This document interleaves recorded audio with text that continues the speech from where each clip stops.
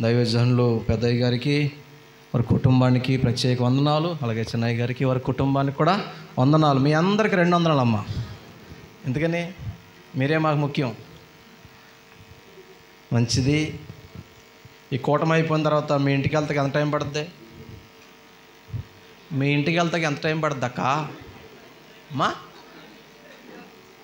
2 నిమిషాలు. నేను మా ఇంటికి వెళ్తాక 3 గంటలన్నర పడుతుంది. కాబట్టి మిమ్మల్ని ఎక్కువ కంగారు పెట్టను. నాకే ఎక్కువ కంగారు ఉన్నది. దివారాత్రులు మీటింగులు ఉన్నాయి. అంతకు మించి ఈ మీటింగ్ అయ్యాక మీకు ఈటింగ్ ఉంది. మీటింగ్ అయ్యాక ఏముంది? ఈటింగ్. అవి జీవరాశులు దాకలో తిరుగుతున్నాయి, మీకోసం ఎదురు చూస్తున్నాయి. నా బిడ్డ దీక్షలో ఉన్నారు, రొమ్ము బలపడమని ఆహ్వానిస్తున్నాయి. కాబట్టి సమయానికే ముగించేస్తాను, సమయానికే ముగిస్తాను. ఆ గొడవ ఏమీ లేదు. పొద్దున చదివిన మాట ఒకసారి మరలా చదువుదాం. రూతు పుస్తకము 2వ అధ్యాయము 12వ వచనం. అరే మాట్లాడకూడదు ఇంకా. రూతు పుస్తకము 2వ అధ్యాయము 12వ వచనం. యెహోవా నీవు చేసిన దానికి ప్రతిఫలం ఇస్తాడు.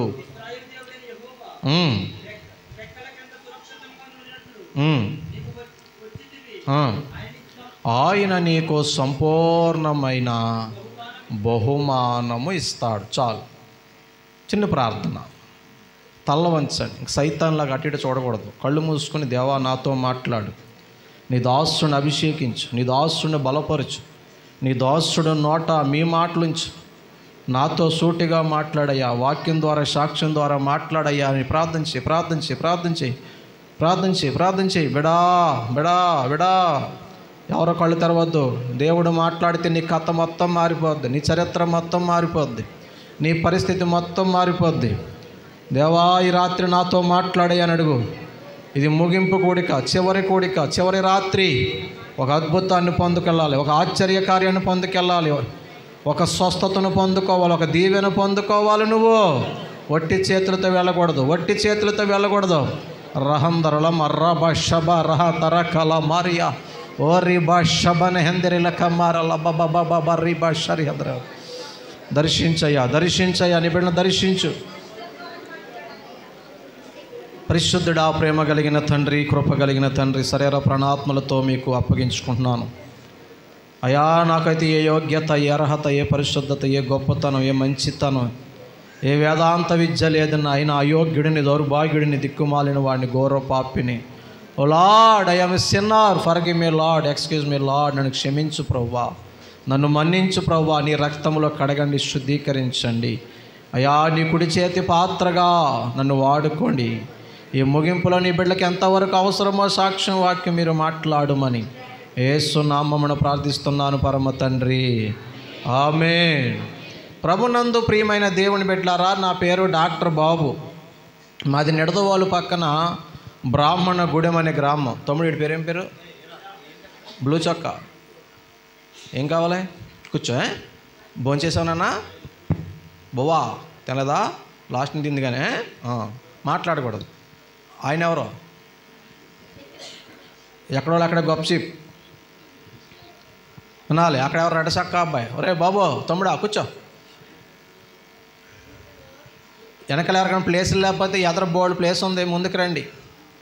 పిల్లలు ఎవరైనా అల్లరి చేస్తే కొంచెం ఆ బయటకు తీసుకెళ్ళండి. చివరి రాత్రి, ఆశీర్వదించబడే రాత్రి. అయోగ్యంగా ఎవరు ఉండొద్దు. ప్రియమైన దేవుని బిడ్డలారా, నా పేరు డాక్టర్ బాబు. నా తల్లి గర్భంలో నేను ఉన్నప్పుడు, నేను పుట్టకముందే మా నాన్నగారు నాకు అబ్బాయి పుడతాడు, వాడి పేరు డాక్టర్ బాబు అని పెడతాను, వాడిని డాక్టర్ని చేస్తానని నాకేమని పేరు పెట్టారంటే మా నాన్నగారు చెప్పాలి డాక్టర్ బాబు. నా పేరు ఏం పేరు బుజ్జి? చెప్పండి ఏం పేరు?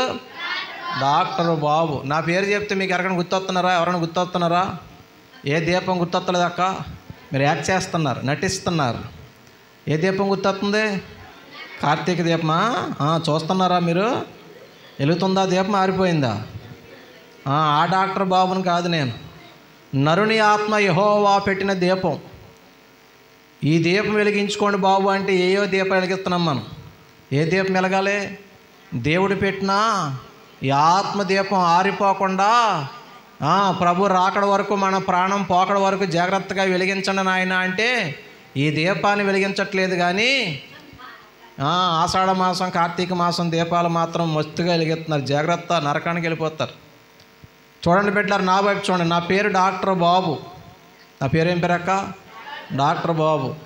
మా నాన్న అనుకున్నట్టే అబ్బాయి పుట్టాడు. ఆ అబ్బాయి నేనే నా పేరు డాక్టర్ బాబు అని పెట్టేస్తాడు. 4 సంతానంలో నేను జ్యేష్ఠుణ్ణి, ప్రథముణ్ణి. వినాలరా తల్లి, నాకు ఊహ తెలిసిన కాడి నుంచి నువ్వేమవుతావు అని ఎవరైనా అడిగితే ఒక్క నిమిషం కూడా ఆలోచించకుండా చెప్పేవాడిని, నేను డాక్టర్ అవుతానని. నా ఆశ డాక్టర్, నా ఆశయం డాక్టర్, నా కళ డాక్టర్, నా గమ్యం డాక్టర్, నా గురి డాక్టర్, నా కోరిక డాక్టర్. మా అమ్మ నాన్నల ఆశ కూడా నన్ను డాక్టర్గా చూడాలనే. ప్రతి మనిషికి ఎన్నో ఆశలు ఉంటాయి. ఉండవు బెదరు? ప్రతి ఒక్కడికి ఏదో ఒక ఆశ ఉంటుంది. తప్పేమీ కాదు, పాపమేమీ కాదు. ప్రియమైన దేవుని బిడ్డలారా, నేను ఒకప్పుడు నడిచేవాడిని, పరిగెత్తేవాడిని, క్రికెట్ ఆడేవాడిని, వాలీబాల్ ఆడేవాడిని. ఇప్పుడు నేనంటే 2 కాళ్ళు పనిచి వికలాంగుడిగా కుర్చీలో కూలబడి మాట్లాడుతున్నాను. కానీ నా గతం ఇది కాదు, నా పరిస్థితి ఇది కాదు. స్పోర్ట్స్ మ్యాన్ నేను. వాలీబాల్, క్రికెట్లో బాగా ఆడేవాడిని, చదువుల్లో టాపర్ని. మా మాస్టర్ అనేవాడు, వీడు డాక్టర్ అయిపోతాడు, వీడి నామాన్ని సార్థకతం చేసుకుంటాడు అనేవారు. ఈ మాట ఎందుకు చెప్పానంటే ఆటల్లోనూ బాగానే ఉంది జీవితం, చదువులోనూ బాగానే ఉంది, నడుస్తున్నాను, పరిగెడుతున్నాను, లైఫ్ బిందాస్ బాగుందనుకున్నాను. కానీ ఒక్క మాట చెప్తాను, గుండెలో రాసుకోండి బిడ్డ. జీవితం ఎప్పుడు, ఎక్కడ, ఎందుకు, ఎలా మారిపోతుందో, ఎలా ముగిసిపోతుందో, ఏమైపోతుందో మనకే తెలియదు. ఎందుకు ఈ మాట చెప్పానంటే 10వ తరగతి వరకు బాగున్నాను. అది 10వ తరగతి 2000 సంవత్సరం జనవరి 2వ తేదీ నా కూర్చుని హోంవర్క్ రాస్తున్నాను నేను. సడన్గా నాకు నడుములో నొప్పి స్టార్ట్ అయింది. కాసేపటికి నడుములోంచి కాళ్ళకు విపరీతమైన బాధలు వచ్చేస్తున్నాయి. తట్టుకోలేక ఏడ్చేస్తున్నాను, బాధపడుతున్నాను. ఒక ఆర్ఎంపీ డాక్టర్ గారిని తీసుకొచ్చి నాకు ఇంజక్షన్లు చేయించారు. కానీ బాధలు తగ్గకపోగా కాళ్ళు బరువైపోతున్నాయి, నడుము విపరీతమైన బాధ వస్తుంటే నిడదవోల్లో పాటి మీద భాస్కర నర్సింగ్ హోమ్ అని ప్రసాదరావు గారు హాస్పిటల్ అంటారు. ఆ హాస్పిటల్లో నన్ను జాయిన్ చేశారు చెల్లి. అక్కడ డాక్టర్ ఎండి గోపాలకృష్ణ గారు, డాక్టర్ ప్రసాదరావు గారు నాకు ట్రీట్మెంట్ చేస్తున్నారు.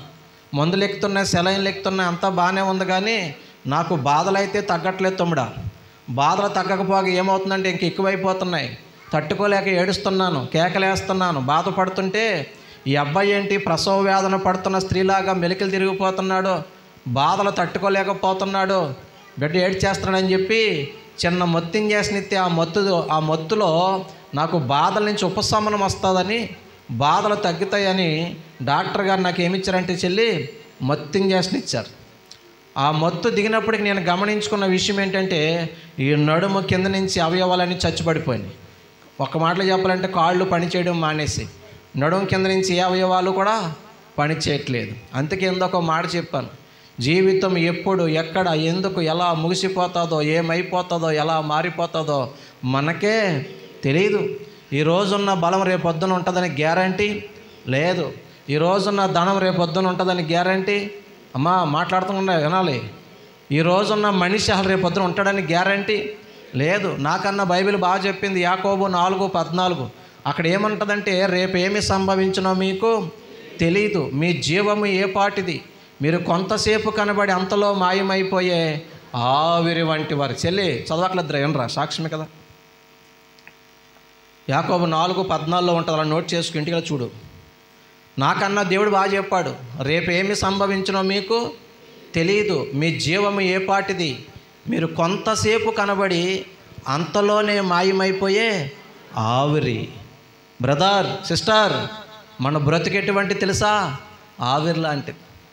కానీ ఆవిరికి ఎన్ని ఎగస్ట్రాలో, ఎంత కొలెస్ట్రాలో, ఎంత గర్వమో, ఎంత అడావిడో, ఎన్ని మేకప్పులో, ఎన్ని బిల్డప్పులో. హలో, ఈ రాత్రి ఉన్నాం, ఈ రాత్రి తేడా వస్తే రేపొద్దున మనం ఉండం. నిద్రలో చచ్చిపోతున్నారు చాలామంది, బాత్రూంలోకి వెళ్ళి చనిపోతున్నారు చాలామంది. ఒక ఆయన ఏంటి తాళి కడత చచ్చిపోయాడు, నెట్లో వీడియోలు ఉన్నాయి చూడండి. ఒక ఆయన బిడ్డకి కన్యాదానం చేస్తా చనిపోయాడు. ఒక హీరో జిమ్ చేస్తా, పునీత్ రాజ్ కుమార్ జిమ్ చేస్తా చనిపోయాడు. బిడా, మనం ఏదో అనుకుంటాం, ఏదో చేద్దాం, ఏదో అవుదాం అనుకుంటాం, కానీ దేవుని కృప లేకపోతే ఏమీ చేయలేం. బాగా చెప్పావమ్మా. నా ఆశ డాక్టర్, నా ఆశయం డాక్టర్, నా కళ డాక్టర్. మా అమ్మ నాన్నల ఆశ కోరిక ఏంటి తెలుసా? నన్ను డాక్టర్గా చూడాలని. కానీ నేను 10వ తరగతి పరీక్షలు కూడా రాయకుండా నేను కుంటివాడిగా మిగిలిపోయాను. ఎందుకని నాకు ఈ వ్యాధి జనవరి 2 వచ్చిందిరా చెల్లి. ఇప్పుడమ్మా జనవరి 2, 2000 సంవత్సరం 10వ తరగతి చదువుతున్నప్పుడు నేను. ఎగ్జామ్స్ ఎప్పుడు ఉంటాయి? బాగా చెప్పావు, మార్చి నెలలో ఉంటాయి. నా ఆశ ఏమో డాక్టర్ అవ్వాలని. కనీసం నేను 10వ తరగతి పరీక్షలు కూడా ఇదే జీవితం. ఆశలో ఉండడం వేరు, వాస్తవమో వేరు. నా ఆశలన్నీ ఏమైపోయినాయి చెల్లి? ఆవిరైపోయి.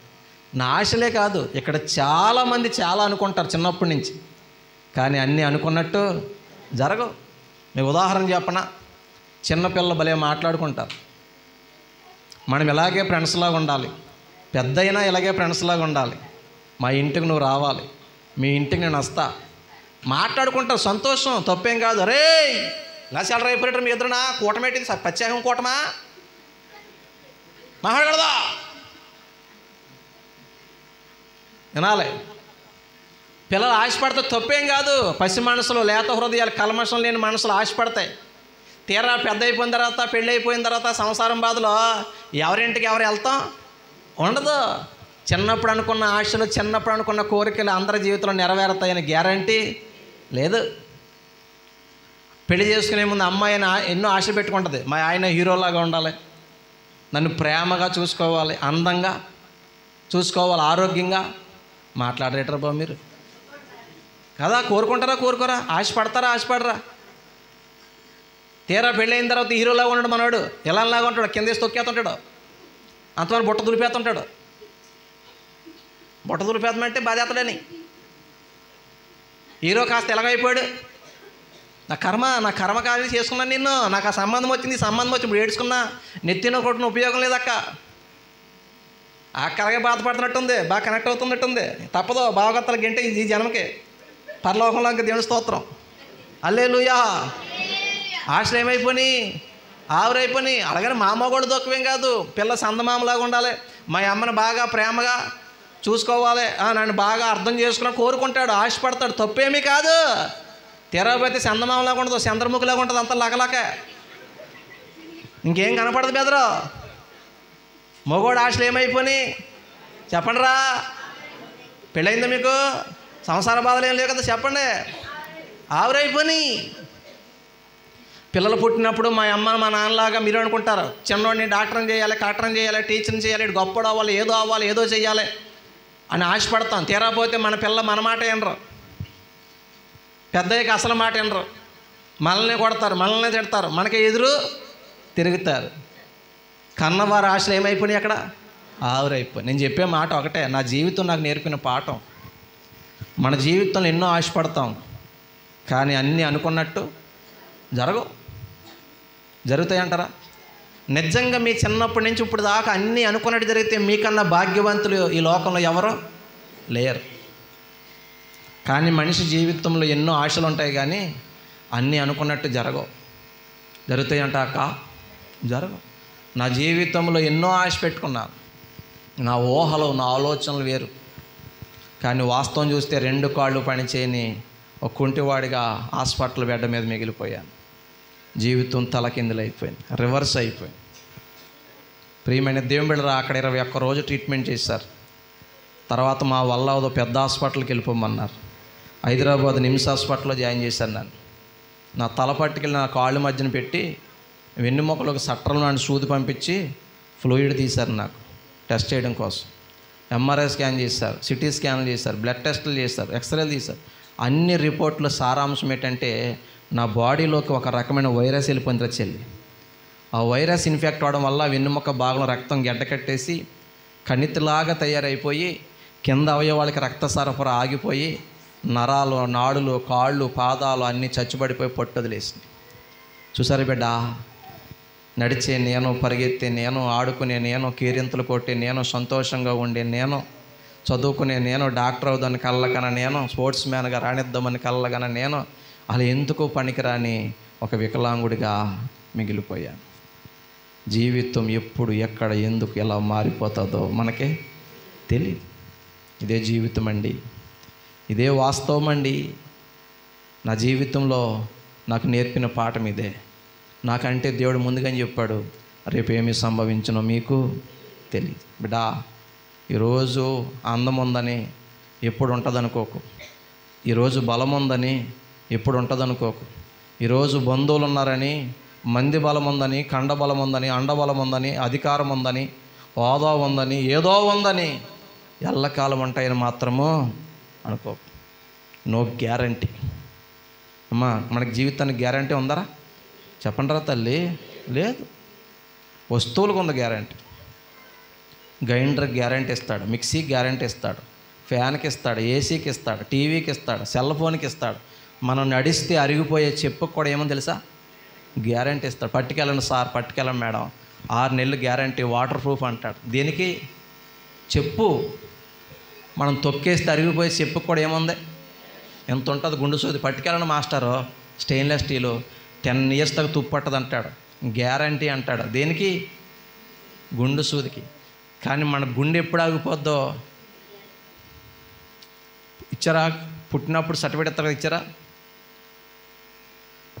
మీరు ఊహనో ఏదో ఒకటి చెప్పండి రా బాబు. మీరు ఆ శాతపడి బ్యాచ్లో అడగ చూద్దాం, అది భయమేస్తుంది. ఊరు దాటాలి నేను. పుట్టినప్పుడు సర్టిఫికేట్ ఇస్తారు కదరా, ఇచ్చారా? అమ్మా ఇచ్చారా? ఇవ్వలేదా? ఎన్ని డేట్లు వేసారు? ఇప్పుడు మందు బిళ్ళల మీద ఉందా?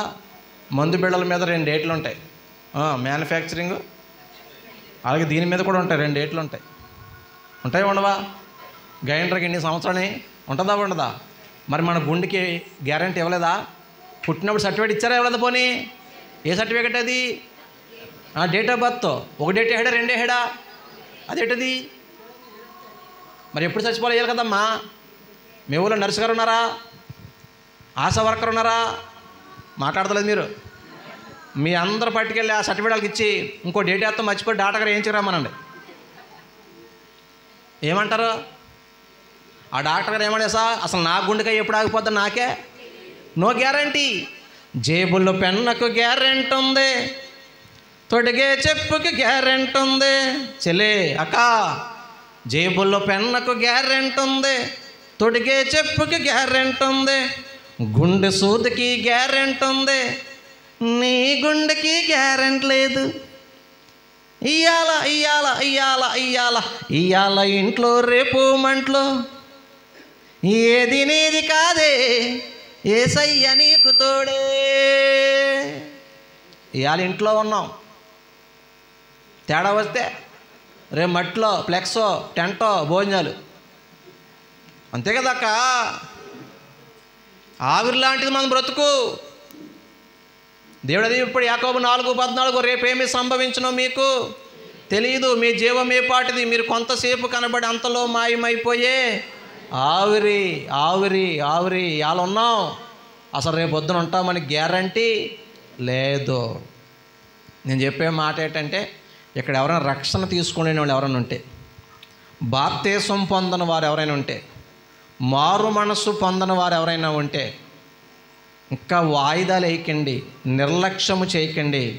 రేపు మనది మనం ఉంటామో లేదో తెలియదు. కొంతమంది బాప్తీసం తీసుకోమంటే ఇంకా టైం ఉంది అంటారు, ఇంకా వయసు ఉంది అంటారు.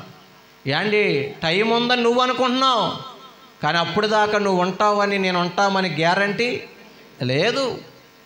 ప్రియమైన దేవుని బిడ్డలారా, ఎవరైనా చెప్పగలరా నేను ఇన్ని సంవత్సరాల, ఇన్ని నెలల, ఇన్ని రోజులు, ఇన్ని గంటలు బ్రతుకుతానని ఎవరైనా గ్యారంటీ రాసేవగలరా? కాబట్టి ప్రియమైన దేవుని బిడ్డలారా, ఇదే మిక్కిలి అనుకూల సమయం. నేడే రక్షణ దినం. ఇంకా వయసు ఉంది, సొగసు ఉంది, చేయవలసినవి ఉన్నాయి, చూడవలసినవి ఉన్నాయి, చెందవలసినవి ఉన్నాయి. వయసులో ఉన్నాను, ఇదిగో తీసుకుంటాను తర్వాత నిర్లక్ష్యం చేయకండి. నువ్వు అనుకున్న తేదీ దాకా నువ్వు ఉంటావని గ్యారంటీ లేదు. ఇటువంటి మీటింగ్ ఒకటి జరుగుతుంది. ఓ పాస్టర్ గారు వాక్యం చెప్పాడు, ఏంటి పశ్చాత్తాపడుతుంది. ఇదిగో నీకోసం యేసయ్య రక్తం కార్చాడు, నీకోసం ప్రాణం పెట్టాడు, నీకోసం అరిగిపోయాడు, నలిగిపోయాడు, నీకోసమే ఉమ్మివేయబడ్డాడు, నీకోసమైన చేతుల్లో మేకులు, నీకోసమైన పాదాల్లో మేకులు, నీకోసమే ఆయన తల మీద ముండ్ల కిరీటం. నిన్ను ప్రేమిస్తున్నాడు నా యేసయ్య. అల్పకాల పాప భోగాలు కావాలా, యేసయ్య కావాలా, పరలోక రాజ్యం కావాలా?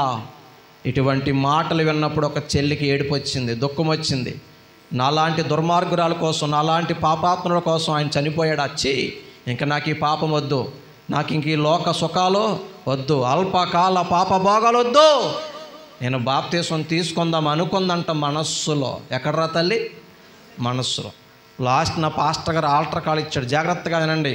సాక్ష్యంతో పాటే వాక్యం వెళ్ళిపోతూ ఉంటుంది. అండి, మీలో ఎవరైనా రక్షణ పొందేవారు ఉంటే, మీలో ఎవరైనా బాప్తీసం పొందేవాళ్ళు ఉంటే కమ్ ఫార్వర్డ్, ముందుకు రండి, ఇప్పుడే బాప్తీసం ఇస్తానంటే కొంతమంది ముందుకు వచ్చారండి బాప్తీసం కోసం. ఆ చెల్లి ఏమనుకుందా అమ్మ మనసులో? చెప్పండి రా. బాప్తీసము తీసుకుందామంది, చేసిన పాపాలకి పశ్చాత్తాపం కూడా పడ్డది, కానీ ముందుకి రాలే. బాప్తీసములు అయిపోయి కూటమి అయిపోయింది, పాప వెళ్ళిపోయింది. ఏమండి, పాస్టర్ గారు బాప్తీసములు అయిపోయాక హోటల్ రూమ్లో ఉండడానికి బస్ చేయడానికి వెళ్తూ ఉంటే రోడ్డు మధ్యలో ఒక భయంకరమైన యాక్సిడెంట్. ఆ యాక్సిడెంట్లో రక్తం మడుగులో పడిపోయిన ఒక అమ్మాయి. ఏమండి, కారు స్లో చేసి చూస్తే ఆవిడ ఎవరో కాదు, ఆ మీటింగ్కి వచ్చి ఫస్ట్ వరుసలో కూర్చుని కన్నీరు కాచి పశ్చాత్తాపడి రొమ్ము కొట్టుకుని నాకు ఆ యేసయ్య కావాలి, ఈ లోకం పాపం వద్దనుకున్న ఆ పిల్లే ఏడింది. కారు పక్కకు పాస్ చేశాడు, దగ్గరికి వెళ్ళి టెస్ట్ అయితే ఆ అమ్మాయి చనిపోయింది. ఇప్పుడు చెప్పండి బిడ్డలారా, ఆ అమ్మాయి బాప్తీసం తీసుకుందా? చేతిలో నుంచి బైబిల్ పడిపోయి ఉంది, డైరీ పడిపోయి ఉంది. అమ్మ వినండిరా, బైబిల్ డైరీ పడిపోతే బైబిల్ పక్కన డైరీ ఓపెన్ చేసి చూస్తే అక్కడ ఒక మాట రాసుకుంది, I will baptize but not now, tomorrow. నేను బాప్తీసం పొందుతాను, కానీ ఇప్పుడు, ఈ రాత్రి కాదు. ఎప్పుడంట? రేపు. రేపు అన్న రోజు నా చెల్లుందా? పరలోకం వెళ్తుందా, నరకం వెళ్తుందా? పర్లేదు మాట్లాడండి. ప్రార్థనకు వచ్చింది కదా అక్క, పాటలు పాడింది, కొయ్యిరులో ఉంది, తులమో పొలమో కానికిచ్చింది, కన్నీరు కార్చింది, అయినా పరలోకం వెళ్దా? మాట్లాడాలి మీరు. యోహాను 3:5, ఒకడు నీటి మూలముగాను ఆత్మ మూలముగాను జన్మించి తినే కానీ వారు దేవుని రాజ్యానికి వారసుడు, యోగ్యుడు, పాత్రుడు. చెప్పాలి మీరు. కాదు, మనం ప్రార్థనకు వచ్చినంత మాత్రాన పరలోకం వెళ్ళాం. నీటి మూలముగా అంటే బాప్తీస్మము తీసుకోవాలి. ఇక్కడ ఎవరైనా బాప్తీసం లేకపోతే, బిడా యేసయ్యని ప్రేమిస్తున్నాడు, నిన్ను ప్రేమించే ఈ కోటాలు, నీ రక్షణ కోసమే ఈ కోటాలు, నీ బ్రతుకు మార్చడం కోసమే ఈ కోటాలు. ఎంత గొప్ప రక్షణను మనం ఏం చేయకూడదంటే నిర్లక్ష్యము చేయకూడదు. ఆడెవడో యాడిస్తున్నాడు, ధూమపానానికి మద్యపానానికి చెల్లించక తప్పదు భారీ మూల్యం. యాండి, తిన్నాను, నా 2 దవడ ఎముకలు తీసేశారు, గాజులు అమ్ముకున్నాను అంటున్నారు. మీరు ఏం కంగారు పడక నేను చెప్తున్నానండి. ఒకప్పుడు ఈ పాపం అనే బురదలో దొర్లిహించిన వ్యక్తిని నేను, భయంకరమైన పాపిని నేను, అందుకే ఇవన్నీ నాకు తెలుసు. అమ్మ వింటున్నారా? కానీ బైబిల్ అంటుంది ఎబ్రీ పత్రిక 2:3, ఎంత గొప్ప రక్షణను మనము నిర్లక్ష్యము చేసిన ఎడల ఎలాగూ తప్పించుకుంటాం. బిడా, మిమ్మల్ని చేతులు జోడించి అడుగుతున్నా, మీ కాళ్ళు పట్టుకుని బ్రతిమలాడుతున్నా, మీరు ఎవరు నరకానికి వెళ్ళకూడదు బిడ్డ, మీ అందరూ పరలోకం చేరాలి. ఒకవేళ ఎవరైనా బాప్తీసం తీసుకోకపోతే వాయిదా వేయకిండ్రా. ఆ చెల్లి వాయిదా వేసింది, కానీ తెల్లారిన తర్వాత తీసుకుందాం అనుకుంది, రేపొద్దున తీసుకుందాం అనుకుంది, రేపొద్దున్న ఆ చెల్లి లేదు. అమ్మా వింటున్నారా? నువ్వు కూడా అనుకుంటున్నావు తీసుకుంటాను పాస్టర్ గారు, కాకపోతే టైం ఉంది, పిల్ల పెళ్ళి అవ్వాలి కదా, ఇంకా నాకు కాలేజీ పూర్తి అవ్వాలి, హై స్కూల్ పూర్తి అవ్వాలి అని కొన్ని వాయిదాలు వేస్తూ ఉంటారు కొంతమంది పిల్లలు తీసుకుందామని ముందుకు వస్తుంటే ఒక ఆంటీ, ఒక అమ్మ ఉంటుంది, ఏయ్ అప్పుడే నీకు బాప్తీసం ఎందుకు, చిన్నపిల్ల, స్కూల్కి వెళ్తున్నా, కాలేజీకి వెళ్తున్నా, ఇంకా నువ్వు చూడవలసినవి చెందవలసినవి చాలా ఉన్నాయి, అసలు నేనే ఉండలేకపోతున్నా, నువ్వు ఉండగలవా, నువ్వు ఉండలేవు సైతానా. తీసుకునేవాళ్ళని ఏమంటుంది, నేనే ఉండలేకపోతున్నానా, నువ్వు తీసుకునేవాళ్ళని ఆటంకపరచ వచ్చాక ఏం చేయలేవండి. ఆవిడ బాధ ఏంటి? అక్క విన్నావా, దేవుని స్తోత్రం చెప్పండి. నా బ్రతుకు అదే నేర్పింది అక్క, నడిచే నేను, పరిగెత్తే నేను, 2 కాళ్ళు పనిచేని వికలాంగుని అయిపోయిన డాక్టర్లు చెప్పారు హైదరాబాద్ నిమ్స్ హాస్పిటల్లో, ఈ వ్యాధి 1,00,000కో 1,00,000కో ఒకడికి వస్తుంది, అది మీ అబ్బాయికి వచ్చింది, ఈ వ్యాధి వచ్చిన వాడికి 24 గంటల లోపు ఆపరేషన్ చేయాలి. టూ లేట్, చాలా ఆలస్యం చేసేసారు. ఆపరేషన్ చేయమంటే చేస్తాం, కాకపోతే ₹1,00,000 ఖర్చు అవుతుంది. అమ్మా విన్నరారా, ₹1,00,000 ఖర్చు అవుతుంది. మాది పేద కుటుంబమే, గుడిసెలో బ్రతికిన బ్రతికే, గింజ మెతుకులు తాగిన జీవితమే. పచ్చడి మెతుకులు తెలుసు, కారం మెతుకులు తెలుసు. ఇడ్లీలు బజ్జీలు వండి క్యాన్లో పెడితే ఇంటింటికి అమ్మిన బ్రతుకున్నది. పువ్వులు దండ కట్టి బుట్ట కట్టి బుట్టలో పెట్టి సైకిల్ కడితే ఊరంతా తిరిగి అమ్మిన వ్యక్తిని నేను. ప్రియమైన దేవుని బిడ్డలారా, దరిద్రమైనటువంటి జీవితం అనుభవించిన వాళ్ళమే విన్నారా. కానీ మా అమ్మ నాన్న చాలా మంచివాళ్ళు. ఉన్న ఇల్లు ఆకలి అన్నీ అమ్మేసుకుని తాకడ పెట్టేసుకుని లేదనిపించేసుకుని నా కొడుకు ముఖ్యమని చెప్పి ₹1,00,000 కట్టారు. ఆపరేషన్ అయిపోయింది, ఫిజియోథెరపీలు జరిగాయి. తీరాపోతే ఆపరేషన్ ఫెయిల్ అయిపోయింది. డబ్బులు అయిపోయి ఆపరేషన్ ఫెయిల్ అయిపోయింది. అండి ఉన్న ఇల్లు అన్నీ అమ్ముకుని రోడ్డు మీద పడ్డారు. ప్రియమైన దేవుని బిడ్డలారా, జీవితం చూసారా, సక్సెస్ అవలే. ఆపరేషన్ సక్సెస్ అయ్యింటే ఈరోజు డాక్టర్ బాబు ఇలా కూలబడి మాట్లాడకూడదు, ఇలాగ కర్ర పట్టుకుని నడవకూడదు, ఎవరో మోసుకు రాకూడదు. నేను నడవాలి, పరిగెత్తాలి, గొంతులేయాలి. అయిన డబ్బులు పోయినాయి, ఉన్న ఇల్లు అమ్ముకున్నారు. అండి కొడుకుకి స్వస్థత రాలేదు. అప్పుడప్పుడు మనం చూడండి, ఎన్నో ప్రయత్నాలు చేస్తాం, ఎంతో ఖర్చు పెడతాం, కానీ ఒక్కోసారి ఎందుకో ఫలితమో ఉండదు. ఇంటికి పంపేస్తారు, కిటికీ పక్కన మంచం వేస్తారు. ఆ మంచం మీద అలా పడుకుంటూ ఉండేవాడిని. తెల్లారితే వెలుగొచ్చింది, రాత్రి అయితే చీకటి అయిపోయింది, రోజు అయిపోయిందని లెక్కెట్టుకుని ఏడుస్తూ ఉండేవాడిని. నా తోటోళ్ళందరూ ఆడుకుంటున్నారు, నా తోటోళ్ళందరూ 10 పాస్ అయిపోయి కాలేజీకి వెళ్ళిపోయారు. నాకు చదువు పోయింది, ఆరోగ్యం పోయింది, ఆటలు పోయినాయి, జీవితమే పోయింది. ఓ పక్కన బాధలో ఎంత స్థితికి వెళ్ళిపోయినంటే, అమ్మా ఇలా పడుకుంటే ఓ ప్రక్కకి నేను తిరగలేకపోయేవాడిని. ఈ నడుము కింద నుంచి ఏది నా స్వాధీనంలో లేదండి.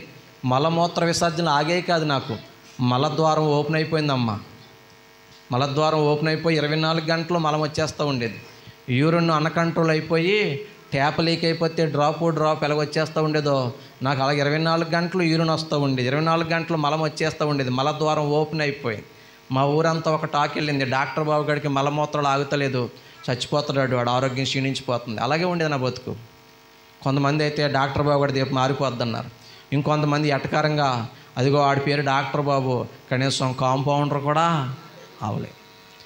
కొంతమంది అయ్యో పాపం అంటారు. కొంతమంది మన బ్రతుకు నలిగిపోయినప్పుడు, కృంగిపోయినప్పుడు హేళన చేసేవాళ్ళు, ఎటకారం చేసేవాళ్ళు, అపహాస్యం చేసేవాళ్ళు ఉంటారు. నేను మాట చెప్పను ఇక్కడ, ఈరోజు వాళ్ళు ఓడిపోయి ఉండొచ్చు, ఈరోజు పడిపోయి ఉండొచ్చు, ఈరోజు పేదోళ్ళు అవ్వచ్చు, ఈరోజు గుడిసెలో ఉండొచ్చు, ఈరోజు పిల్లలు లేకపోవచ్చు, ఈరోజు పెళ్ళి ఆలస్యం అవ్వచ్చు, ఈరోజు వాళ్ళ భర్త తాగుపోతావచ్చు, బిడ్డల బ్రతుకు బాగుపోవచ్చు, ఈరోజు జీవితం దెబ్బతినవచ్చు. కానీ నువ్వు చెప్పగలవా వాళ్ళ జీవితం మారదని?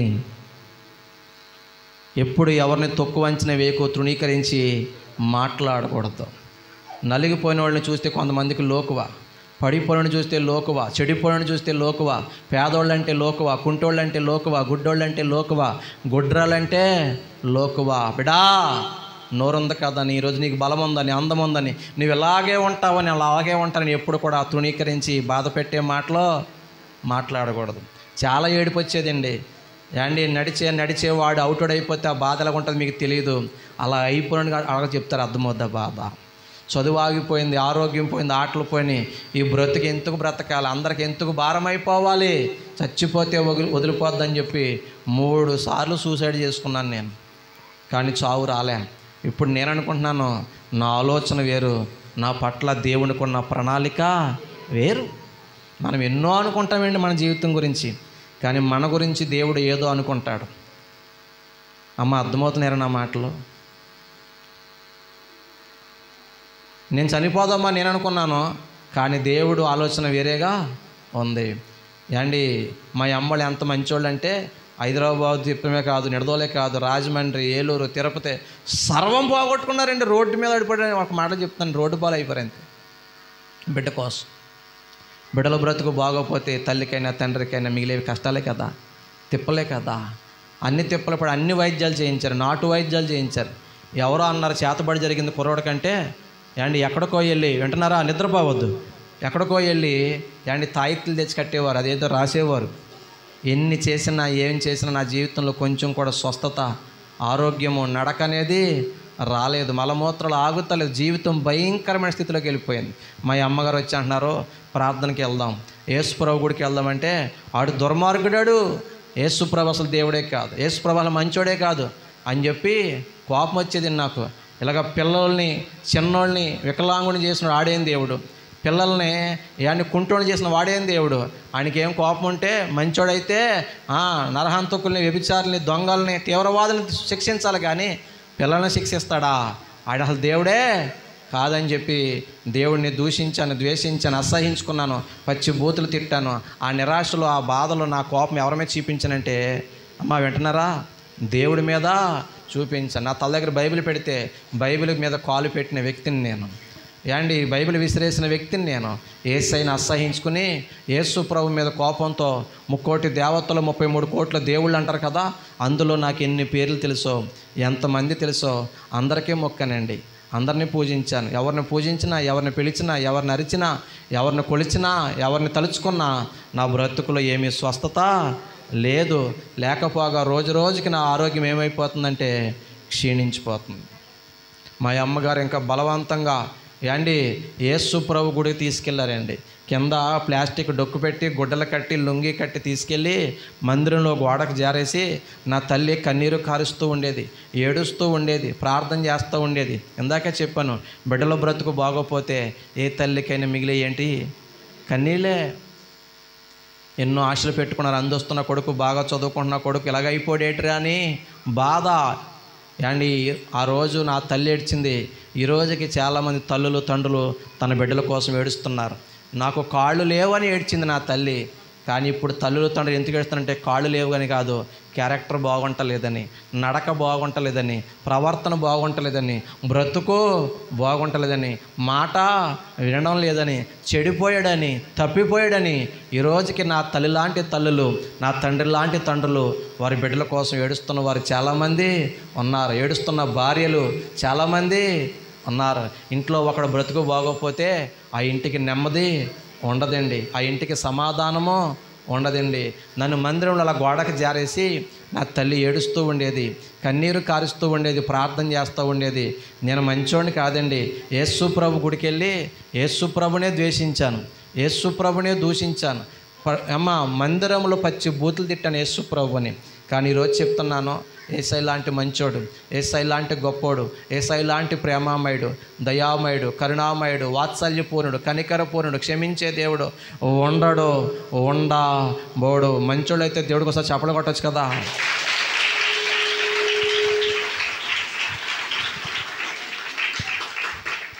ప్రియమైన దేవుని బిడ్డలారా, ఇదేటి బాబు తిట్టావు కదా, ద్వేషించావు కదా అంటే, తిట్టినా ప్రేమించడండి, దూషించినా ప్రేమించడండి. పిచ్చోడు అనుకున్నాడేమో, అమాయకుడు అనుకున్నాడేమో, చిన్నతనం అనుకున్నాడేమో, లేదా నా తల్లి కన్నీరో, సంఘ ప్రార్థన, దైవజన ప్రార్థన నాకు తెలియదు. కానీ నేను పెట్టుకున్న పేరు ఒకటే, కృప. కృప. ప్రియమైన దేవుని బిడ్డలారా, ఏం జరిగింది ఒక్క మాట చెప్తాను, త్వరగా ముగిస్తాను. నా బ్రతుకంత భయంకరంగా ఉన్న నా జీవితాన్ని నా దేవుడండి ఒక అద్భుతం చేశాడు. మలమూత్రాలు ఆగే కాదు కదా, దేవుడు నన్ను తాకాడు, అవి కంట్రోల్లోకి వచ్చేసినాయి. దేవునికి స్తోత్రం. మలమూత్ర విసర్జన కంట్రోల్కి వచ్చేసినాయి. మంచం మీద ఇలా పడుకుంటే ఒక ప్రక్కకి నేను తిరగాలంటే అమ్మ నడుము లాగుతుంది, నాన్న బాధ వస్తుందంటే అమ్మో నాన్నో వచ్చి తిప్పేవారు పక్కకి నన్ను. ఈ నడుము కింద ఏది నా స్వాధీనంలో ఉండేది కాదు, జీవోత్సవంలాగా బ్రతికేవాడిని నేను. కానీ నా దేవుడు మోడుబారిపోయిన జీవితాన్ని చిగురింపచేయవాడు. ఆయన ఎండిన జీవితాన్ని వికసింపచేయవాడు. ఆయన చచ్చుబడిపోయిన నా కాళ్ళలోకి సత్తు వచ్చింది, నా నరాల్లోకి బలం వచ్చింది, నా ఎముకల్లోకి సత్తు వచ్చింది. నేను మరలా కర్ర పట్టుకుని నడవడం స్టార్ట్ చేశాను. దేవుని స్తోత్రం. ఓ మనిషి భుజం మీద చేసి నడకడం స్టార్ట్ చేశాను. దేవుని స్తోత్రం. నేను చెప్తున్నాను, నా బ్రతికి అయిపోయింది అనుకున్నావేమో, ఇంక ఈ జబ్బు బాగుపడదు అనుకున్నావేమో, నా కథ ఇంతే అనుకున్నావేమో, ఈ రాత్రి ఈ వాక్యమైనప్పటికీ నీ చరిత్ర నా దేవుడు మార్చను గాక, అద్భుతం చేయను గాక. నా తోటోళ్ళందరూ పాస్ అయిపోయి 2 సంవత్సరాల ముందుకెళ్ళిపోయారు. ఎన్ని సంవత్సరాలు రాసేళ్ళి? ఎన్ని సంవత్సరాలు? 2 సంవత్సరాలు. నేను మరలా నడిచినప్పటికి 2002 వచ్చేసింది. 2000లో మంచం మీద పడిపోయిన నేను 2 సంవత్సరాలు నరక యాతన అనుభవించానండి. ఈ బ్రతుకే వద్దనుకున్నానండి, చచ్చిపోతే వదిలిపోద్ది అనుకున్నానండి. అన్నీ అమ్మేసుకున్నారు మా వాళ్ళు, రోడ్డును పడిపోయారండి. ఒక్క మాట చెప్పన్నా, నా దేవుడు ఏమైనా గలడు. ఏం చేశాడు బ్రదర్ నీ జీవితం అంటే, నేను 2002లో మరలా 10th క్లాస్ ప్రైవేట్కి కట్టా, 427 మార్కులతో ఫస్ట్ క్లాస్లో పాస్ అయ్యాను. దేవునికి స్తోత్రం, హల్లెలూయా. చాగల్లో junior college, government junior college నేను జాయిన్ చేయను. అక్కడ బైపీసీలో జాయిన్ అయ్యాను నేను. వివి వినాయక్ అనే డైరెక్టర్ ఉంటాడు, ఆది చెన్నకేశవరెడ్డి, ఠాగూర్ లాంటి సినిమాలు తీసాడు చూసారా, ఆయన ఆ ఊరే. ఆయన నన్ను కేకేసి తమ్ముడు నాకు కొన్ని వేల రూపాయలు బహుమానం ఇచ్చాడు. దేవునికి స్తోత్రం, హల్లెలూయా. నా ఫీజులన్నీ మా జువాలజీ మేడం గారు, రత్నకుమారి మేడం గారు, తాడేపల్లిగూడి ఆవిడే కట్టేసేది. అమ్మ అర్థమవుతున్నాయరా, మనం బాగా చదివితే ఎవరో ఒకరు సహాయము చేస్తారు. ఇప్పుడు మా పిల్లకి ఏండి 10 పాయింట్లు వచ్చినాయండి, 9.8 వచ్చిందండి అని చెప్పామనుకోండి, సరే అమ్మ ఫీజు నేను కడతాను, పుస్తకాలు నేను ఇస్తానని ఎవరో ఒకరు ముందుకి వస్తారు. మా వాడు అన్నీ సున్నాయండి, స్పాన్సర్ చేయమంటే చెప్పుచ్చు కూడా ఎత్తానంటారు. అవునంటారా కాదంటారా? దేవుని కృపలో మళ్ళా డిగ్రీ బీఎస్సీ ఎంఎల్టీ జాయిన్ అయ్యాను నేను. ఎంఎల్టీ అంటే మెడికల్ ల్యాబ్ టెక్నాలజీ, రక్త పరీక్షలు చేస్తారు చూసావా, ఆ చదువుని నేను. Master of science in zoology చేశాను, జంతు శాస్త్రంలో పోస్ట్ గ్రాడ్యుయేషన్ చేశాను. క్యాంపస్లో అండ్ ఫ్రీ సీట్ వచ్చింది నాకు. 85%తో ఎంఎస్సీ పూర్తి చేశాను బ్రదర్. బీఈడీ చేశాను, ఒక ప్రైవేట్ కాలేజీలో లెక్చరర్గా చేశాను, నాగార్జున జూనియర్ కాలేజీలో. తర్వాత government junior college Y. Ramavaram east గోదావరిలో నాకు కాంట్రాక్ట్ జూనియర్ లెక్చరర్గా జాబ్ వచ్చింది. దేవునికి స్తోత్రం. చాలామంది మా ఊర్లో డాక్టర్ బాబు గారి దీపం మారిపోద్ది, ఆడి కథ అయిపోయింది, ఆడు బతికింతే, కాంపౌండర్ వాళ్ళని ఎట్టకారం చేసిన వాళ్ళు, ఏలన చేసిన వాళ్ళు, సణుగునోళ్ళు, గొణుగునోళ్ళు, ఏంటి తాటేకలు కట్టిన చాలామంది దిమ్మకాడ బొమ్మకాడ తాగుబోతులుగా పనికిమాలుడుగా మిగిలిపోయారు. ఈరోజు డాక్టర్ బాబు రాజులైన యాజక సమూహంలో కారుల్లో తిరుగుతున్నాడో, సమృద్ధితో ఉన్నాడో, పొజిషన్లో ఉన్నాడో. నా కథ మొత్తం మారిపోయింది. ఆమేన్. ఈ రాత్రి నీ కథ ఏదైనా పాత కథ అది, ఈ రాత్రి నా దేవుడు నీకు కొత్త కథ రాయబోతున్నాడు. ఎక్కడ నిందించబడ్డావో, ఎక్కడ అవమానించబడ్డావో, ఎక్కడ తృణీకరించబడ్డావో, ఎక్కడ నీ కథ అయిపోయింది, నీ ముగిసిపోయిందని రాసి పెట్టుకో. నూతన ఆరంభం జరగబోతుంది. డాక్టర్ బాబు గారి జీవితంలో చేసిన అద్భుతాలు నీ జీవితంలో చేయడా? చెప్పరా తల్లి? చదివే ఆగిపోయింది అనుకున్నాను నేను, అమ్మా ఆ జీవితమే లేదనుకున్నాను నేను. అర్థమవుతుందా? ప్రియమైన దేవుని బిడ్డలారా, ఒక మాట చెప్తాను, గుండెకాడ రాసుకోండి ఈ మాట, హృదయం అనే పలక మీద రాసుకోండి. దేవుడు దీవించాలా, దరిద్రం పోవాలా? ఎవరు దీవించాలా? రామారం, సోమవారం, మంగళవారం ఈడి కాదు మనం దీవించవలసింది. సోది చెబుతాం అమ్మా, సోది చెబుతాం, కుంచుడు బియ్యం పెట్టు, నెత్తి మీద తలకాయ ఎట్టు, ఏళ్ళ కాదా? మన దశ మార్చేవాడు ఎవరు చెప్పండి? అలాగని ఎప్పుడు కూడా గర్వించకూడదు. ఏ పొజిషన్ వచ్చినా గర్వించకూడదు అక్క. ఏ పొజిషన్ కూడా మనకి శాశ్వతము కాదు. ఎందుకంటే లెక్చర్ అయిపోయిన 1000 రూపాయలు వస్తున్నాయి, మా తర్వాత మా కథ మారిపోయింది, స్థలం కొనుక్కున్నా, బిల్డింగ్ కట్టుకున్నా, తమ్ముడు చదువుకున్నాడు, చెల్లి పెళ్ళి అయిపోయింది, అంతా లైఫ్ హ్యాపీ బిందాస్. చాలామంది ఏమనుకున్నారంటే మొత్తం దివాళా అయిపోయింది కొంప అనుకున్నారు, డాక్టర్ బాబు కథ అయిపోయింది అనుకున్నారు. కానీ నా దేవుడు దీవిస్తే నూతన శకం ఆరంభమవుతుంది, అద్భుతాలు జరుగుతాయి. బిడ్డ ఈరోజు అనుకుంటున్నారేమో నీ కథ అయిపోయింది, నీ బతుకు అయిపోయింది, నీ చరిత్ర అయిపోయింది. లేదు లేదు లేదు లేదు. ఈ శ్రమల వెనకాల దేవుడు ఒక మహిమను దాచి ఉంచాడు నీ కోసం. ఈ కీడి వెనకాల ఒక అద్భుతం దాచి ఉంచాడు. నువ్వెన్నిసార్లు ఓడిపోయావో తెలదు, కానీ 100 సార్లు ఓడిపోయినా చివరిసారి అద్భుతం చేయగలడు ఆయన. ఒక్క క్షణంలో అద్భుతం చేయగలడు ఆయన. లోకపు డాక్టర్లు మంచం మీదే ఉండాలన్నారా, కానీ నేను లెక్చరర్ అయ్యాను. దేవునికి స్తోత్ర, హల్లెలూయా. అలాగనే ఏ జీవితంలో ఏ పొజిషన్ కూడా శాశ్వతమో కాదు. ఇంటర్నెట్ ఇంక 5 నిమిషాలు సాక్ష్యం చెప్తాను, చెప్పను ఇంక 5 నిమిషాలు. ప్రియమైన దేవుని బిడ్డలారా, జీవితం ఎప్పుడు ఎక్కడ ఎందుకు ఎలా మారిపోతుందో, ఎలా ముగిసిపోతుందో, ఏమైపోతుందో, ఏ పొజిషన్ ఎప్పుడు తారుమారైపోతుందో కూడా మనం చెప్పలేం. ఎందుకంటే నా జీవితంలో అటువంటి సంఘటనలు మరలా ఆరంభమైనాయి. నా జీవితంలో మరలా డిస్టర్బెన్స్ స్టార్ట్ అయినాయి, కష్టాలు స్టార్ట్ అయినాయి. ఉద్యోగంలో, బ్రతుకులో, లైఫ్లో చాలా పరిస్థితులు ఎదురైనాయి. ఉదాహరణకి 2-3 మాటలు చెప్పి నేను ముగిస్తాను. నాకు ఎడంకాలు మోకాలు నొప్పి వస్తుంది, ఎడంకాలు వాపు వస్తుంది, ట్యాబ్లెట్లు వేసుకున్న తగ్గట్లే, ఇంజక్షన్లు వేసుకున్న తగ్గట్లే. అమ్మ వింటున్నారా? హాస్పిటల్కి వెళ్ళాం, ఎముకల హాస్పిటల్కి వెళ్ళాం, అమృత హాస్పిటల్ నిడదోల్లో. ఆ డాక్టర్ గారు, ఆర్థోపెడిక్ డాక్టర్ గారు ఎక్స్రే తీసి అన్నాడు, మోకాలికి దాని కింద నీ ఎముకలు బయటికి ఇరిగిపోయింది బాబు, 2 నెలలు పైనే అవుతుంది అన్నాడండి. డాక్టర్ గారిని నమ్మబుద్ధి అవ్వలేదమ్మా. ఎందుకంటే నాకు నొప్పి మోకాల దగ్గర, వాపు మోకాల దగ్గర. కానీ ఆ డాక్టర్ ఏమన్నాడంటే మోకాలకి జాన కింద బయటికి ఇరిగిపోయింది నీ ఎముక, అది కూడా 2 నెలల పైన అవుద్ది అన్నాడండి. సారీ ఆ డాక్టర్ గారికి. ఇప్పటికి అసలు విషయం ఏంటంటే టిల్ నౌ, ఈ క్షణానికి కూడా నా శిరస్సు నుంచి నడుం దాకా స్పర్శ బాగుంటుందమ్మా. గిచ్చినా గిల్లినా టచ్ చేసినా తెలుస్తుంది. నడుము నుంచి మోకాళ్ళ దాకా స్పర్శ సరిగా ఉండదు. అంటే తెలిసి తెలియనట్టు తిమ్మిరిగా మొద్దుబారిపోయినట్టు ఉంటుంది, కొంచెం కొంచెంగా తెలుస్తుంది. మోకాళ్ళ నుంచి కింద స్పర్శ డెడ్, అంటే గిచ్చినా గిల్లినా టచ్ చేసినా ఏమీ తెలియదు. విచిత్రం ఏంటంటే బాధలు వస్తాయి. చలిగాళ్ళకో వాతం కూరలు తిన్నప్పుడు ఏండి ఏం నీరసం చేసినప్పుడు బాధలు మాత్రం వస్తాయి, కానీ టచ్ చేస్తే మాత్రము తెలియదండి. అనేక సార్లు ఏండి బండి మీద వెళ్ళినప్పుడు కాలు జారిపోయి సైలెన్సర్ కాలిపోయిన రోజులు ఎన్నో ఉన్నాయి. ఆ మచ్చలు ఈ రోజుకి సజీవ సాక్ష్యంగా అలాగే మిగిలి ఉన్నాయి పెట్టలేరా. ఇప్పుడు డాక్టర్ గారు ఏమంటే 2 నెలలు అయింది నీ ఎముకిరిగిపోయి, అది కూడా మోకాలకి జాన కిందంటే డాక్టర్ గారిని నమ్మలేదు మేము. సారీ ఆ డాక్టర్ గారికి. ఇప్పుడు ఎందుకంటే వాపు ఒక చోట, బాధ ఒక చోట, ఈయన ఒక చోట చెప్తున్నానని తొణికెళ్ళిపోయావు. ఎంఎస్ ఆర్థో అమ్మ వింటున్నారా? ఎంఎస్ ఆర్థో డాక్టర్ సూర్యప్రకాష్, ఆ డాక్టర్ గారి దగ్గరికి వెళ్ళిపోతే ఆ డాక్టర్ గారు మరొక ఎక్స్రే తీసి ఏమంటాడు తెలుసా, బాబు నీ ఎముకిరిగిపోయి 2 నెలలు కాదు, ఓ 3 నెలలు పైన అవుద్ది అన్నాడండి. అర్థమవులేదండి జీవితం. మనకు తెలియకుండానే మన ఎముకలు ఇరిగిపోతున్నాయంటే అది చిన్న విషయమో కాదు. కొంతమందికి నవ్వు వస్తుంది, కానీ మన ఎముకలు మనకు తెలియకుండా విరిగిపోతున్నాయంటే అది అంత చిన్న వ్యాధి ఏమీ కాదు. కొంతమందికి ఎప్పుడు ఆడవాలో ఎప్పుడు నవ్వాలో తెలియదు. ప్రియమైన దేవుని బిడ్డలారా, కట్టేశాడు, మంచం మీద అయిపోయింది బ్రతుకు, మరలా కట్టిప్పాడు, మరలా నడవచ్చు, ఒత్తిడి వేయకుండా చూసుకోమన్నారు.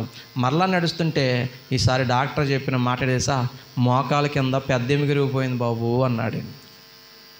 పడ్డావా? లేదు సార్. యాక్సిడెంట్ అయిందా? లేదు సార్. ఎవరన్నా కొట్టారా? లేదు సార్. మరి పెద్ద ఎముకిరిగిపోయిందయ్యా. నా జీవితంలో వ్యాధులన్నీ అటువంటివే తమ్ముడా. మనకి ఏమీ సంబంధం లేకుండా మన ఎముకలు ఇరిగిపోతున్నాయంటే అంత చిన్న విషయమేమీ కాదు. జీవితం అర్థమయ్యేది కాదండి. కట్టు మంచం ఇదే బ్రతికైపోయింది. ఒకసారి డాక్టర్ గారు అన్నారు, నీ ఎముకలకి ఏదో అవుతుంది, ఎముకలు సరిగా అతుక్కుంటలేదు, ఒకసారి నువ్వు ఎంఆర్ఐ స్కాన్ చేసుకో bones and Rajahmundry GSL hospital అని ఒక హాస్పిటల్ ఉంటుంది. ఆ హాస్పిటల్ మెడికల్ కాలేజీకి ఎంఆర్ఐ స్కాన్ రాశారు. అక్కడ ఎంఆర్ఐ స్కాన్ చేసినటువంటి ఆ వైద్యులు వాళ్ళు ఇచ్చిన రిపోర్ట్కి నాకు గుండె పగిలిపోయినంత పని అయింది.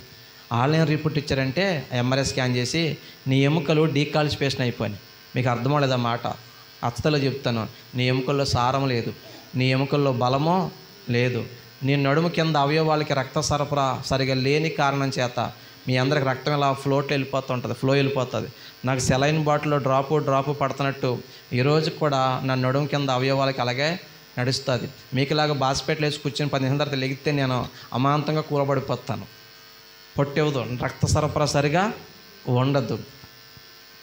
నువ్వు నించున్నా నడిచినా నీ బాడీ వెయిట్ని కూడా నీ ఎముకలు ఏం చేయలేకపోతున్నాయంటే మొయ్యలేక భరించలేక, ఎక్కడ వీక్గా ఉంటే అక్కడ ఎముకలు ఏమైపోతున్నాయంటే విరిగిపోతున్నాయి. మరి ఎలా సార్? వెయిట్ కంగారు పడకో. నీ ఎముకలు ఇరిగిపోవడమే కాదు, శుద్ధ ఉంటుంది కదా చాక్ పీస్, అది ఎలా పొడిమైపోతుందో నీ ఎముకలు అలా పొడిమైపోయే వ్యాధి వచ్చింది. ఎంత భయంకరమైన వ్యాధి. నించుంటే నడిస్తే నా బాడీ వెయిట్ని కూడా నా కాళ్ళలో ఎముకలు ఏం చేయలేకపోతున్నాయి చెల్లి, మొయ్యలేక భరించలేక పొడిమైపోతున్నాయి. అంటే గుండె పగిలినంత పని అయింది పెట్టలేరా. నువ్వు నడవద్దు, నించోవద్దు, ఎందుకంటే ఇప్పుడు మోకాళ్ళు కింద జరుగుతుంది ఇలాగా, రేపు పొద్దున్న మోకాళ్ళు పైన అయితే ఇంకా ఐరీస్కి అయిపోద్ది. కాబట్టి నువ్వు మంచం మీదే ఉండాలి. ఇప్పుడు మరలా నా బ్రతికి ఎక్కడికి వచ్చేసింది తమ్ముడా, కూర్చో. మరలా నా బ్రతికి ఎక్కడికి వచ్చేసింది, మంచం మీదకి. చూసారా, నేను ఫస్ట్ నుంచి ఒక మాట మీకు పదే చెప్తున్నాను. జీవితము ఎప్పుడు ఎక్కడ ఎందుకు ఎలా మారిపోతుందో, ఎలా ముగిసిపోతుందో, ఏమైపోతుందో తెలియదు. ఏమీ శాశ్వతము కాదండి. పొజిషన్ అయినా శాశ్వతం కాదు, ఆరోగ్యము శాశ్వతం కాదు, ఆస్తి అంతస్తులు కూడా ఏవి శాశ్వతమో కాదండి. మనిషి జీవితం క్షణభంగురం, ఎప్పుడైనా మారిపోద్ది. ఇప్పుడు నా ప్రార్థన ఏంటి ప్రభువా, అప్పుడే చంపైపోయావా, ఆ 10వ తరగతిలోనే చంపైపోయావా, అప్పుడు ఆశలు రేపావు కదయ్యా, ఆశలు రేపాడు కదమ్మ దేవుడు, ఆరోగ్యం ఇచ్చావు కదయ్యా, నడకిచ్చావు కదయ్యా, చదువిచ్చావు, ఉద్యోగం ఇచ్చావు, అలా ఉంచేసినా బాగుండు, మరలా తీసుకొచ్చినట్టు మంచం మీద పెట్టావా, ఈ బ్రతుకు నాకు వద్దు, నన్ను చంపేయి అని చావు కోసం ప్రార్థన చేసేవాడిని. దేవుడు మాట్లాడేవాడు కాదు, దేవుడు మౌనం అయిపోయాడు. కొంచెం ఓపికి నేనే వెళ్ళి చెరులో దూకేస్తాను. దేవుడు మాట్లాడేవాడు కాదు. అండ్ మనిషికి బాధలు ఎక్కువైపోయినప్పుడు వచ్చే ఆలోచన ఏంటి తెలుసా? చచ్చిపోతే బాగుండి అనిపిస్తుంది బ్రదర్. నాకు అలాగే అనిపించేది. ఎందుకు అందరికి భారం అవ్వాలి, కన్నవారికి భార్యకి అందరికీ భారం ఎందుకు? మంచం మీద జీవితకాలం ఎంతకాలం చేస్తారు? ప్రియమైన దేవుని బిడ్డలారా, జీవితం అర్థమయ్యేది కాదండి. ఒకరోజు మా అమ్మగారు ఏమన్నది తెలుసా? ఇదిగో నువ్వు 10th క్లాసులో జబ్బు చేసినప్పుడు డాక్టర్లు అన్నారో నువ్వు బ్రతుకుతావని, నువ్వు నడుస్తావని గ్యారంటీ చెప్పలేమన్నారు. అప్పుడు నేను ఒక మొక్కుబడి చేసుకున్నాను రా దేవుడికి, నేను ఒక సమర్పణ చేసుకున్నాను. నువ్వు బ్రతికితే, నువ్వు నడిస్తే నేను దేవుడి సేవకి ఇస్తానని ఆ రోజు ఒక మొక్కుబడి చేసుకున్నాను, సమర్పణ చేసుకున్నాను. మనం చేసే చాలా పొరపాట్లు ఒక పొరపాటుని తెలుసా? ఆపదలో పొద్దున్న చెప్పాను కదా, ఆపదలో దేవుడికి మాట ఇస్తాం, ఆపదలో మొక్కుబడి చేస్తాం. కానీ చాలామంది ఆపదలు తీరిపోయాక, అవసరాలు తీరిపోయాక చాలామంది మర్చిపోతారు.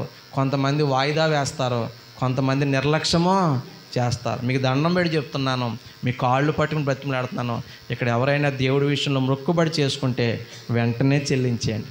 అది మనకి శాపం అయిపోద్దిరా చెల్లి. నా జీవితంలో జరిగినటువంటి పరిస్థితిని బట్టి మీకు సలహా ఇస్తున్నాను. అప్పుడు దేవుడి దగ్గర నేను ప్రార్థన చేశాను, ప్రభువా మా అమ్మ సమర్పణ నాకు తెలియదు, ఇదిగో నేనైతే ఘోర పాపిని, భయంకరమైన పాపిని, చాలా పాపాలు చేశాను, నా పాపాలన్నీ నేను ఒప్పుకుంటున్నాను. పిండి అయిపోతున్న నా ఎముకలు, కరిగిపోతున్న నా ఎముకలు, ఇదిగో విరిగిపోతున్న నా ఎముకలు స్ట్రాంగ్గా మారిపోతే నేను పరిగెత్తపోయినా పర్లే, కర్రపట్టి నడిచినా చాలు, మంచం మీద ఉన్న జీవితం తీసేస్తే చాలు, ఎవరికి భారం అవ్వకుండా చేస్తే చాలు, నేను ఊపిరినంత వరకు నీ సేవే చేస్తాను, తుది శ్వాస వరకు నీ కోసమే బ్రతుకుతాను యేసయ్యా అని యేసయ్య పాదాలు పట్టుకుని ఏడ్చాం బిడ్డలారా. ఓ మంచి మాట చెప్తాను రమ్మా మీకు, పెద్ద పెద్ద ప్రార్థనలు దేవుడు ఆలకిస్తాడో లేదో నాకు తెలియదు, జ్ఞానంగా తెలివిగా చేసే ప్రార్థనలు దేవుడు ఆలకిస్తాడో లేదో నాకు తెలియదు. కానీ కన్నీటితో చేసే ప్రార్థన, విరిగి నలిగిన హృదయంతో చేసే ప్రార్థన దాటిపోయే కఠినాత్ముడు కాదు. విరిగి నలిగిన హృదయాన్ని దేవుడు నిర్లక్ష్యం, అలక్ష్యము చేయడండి.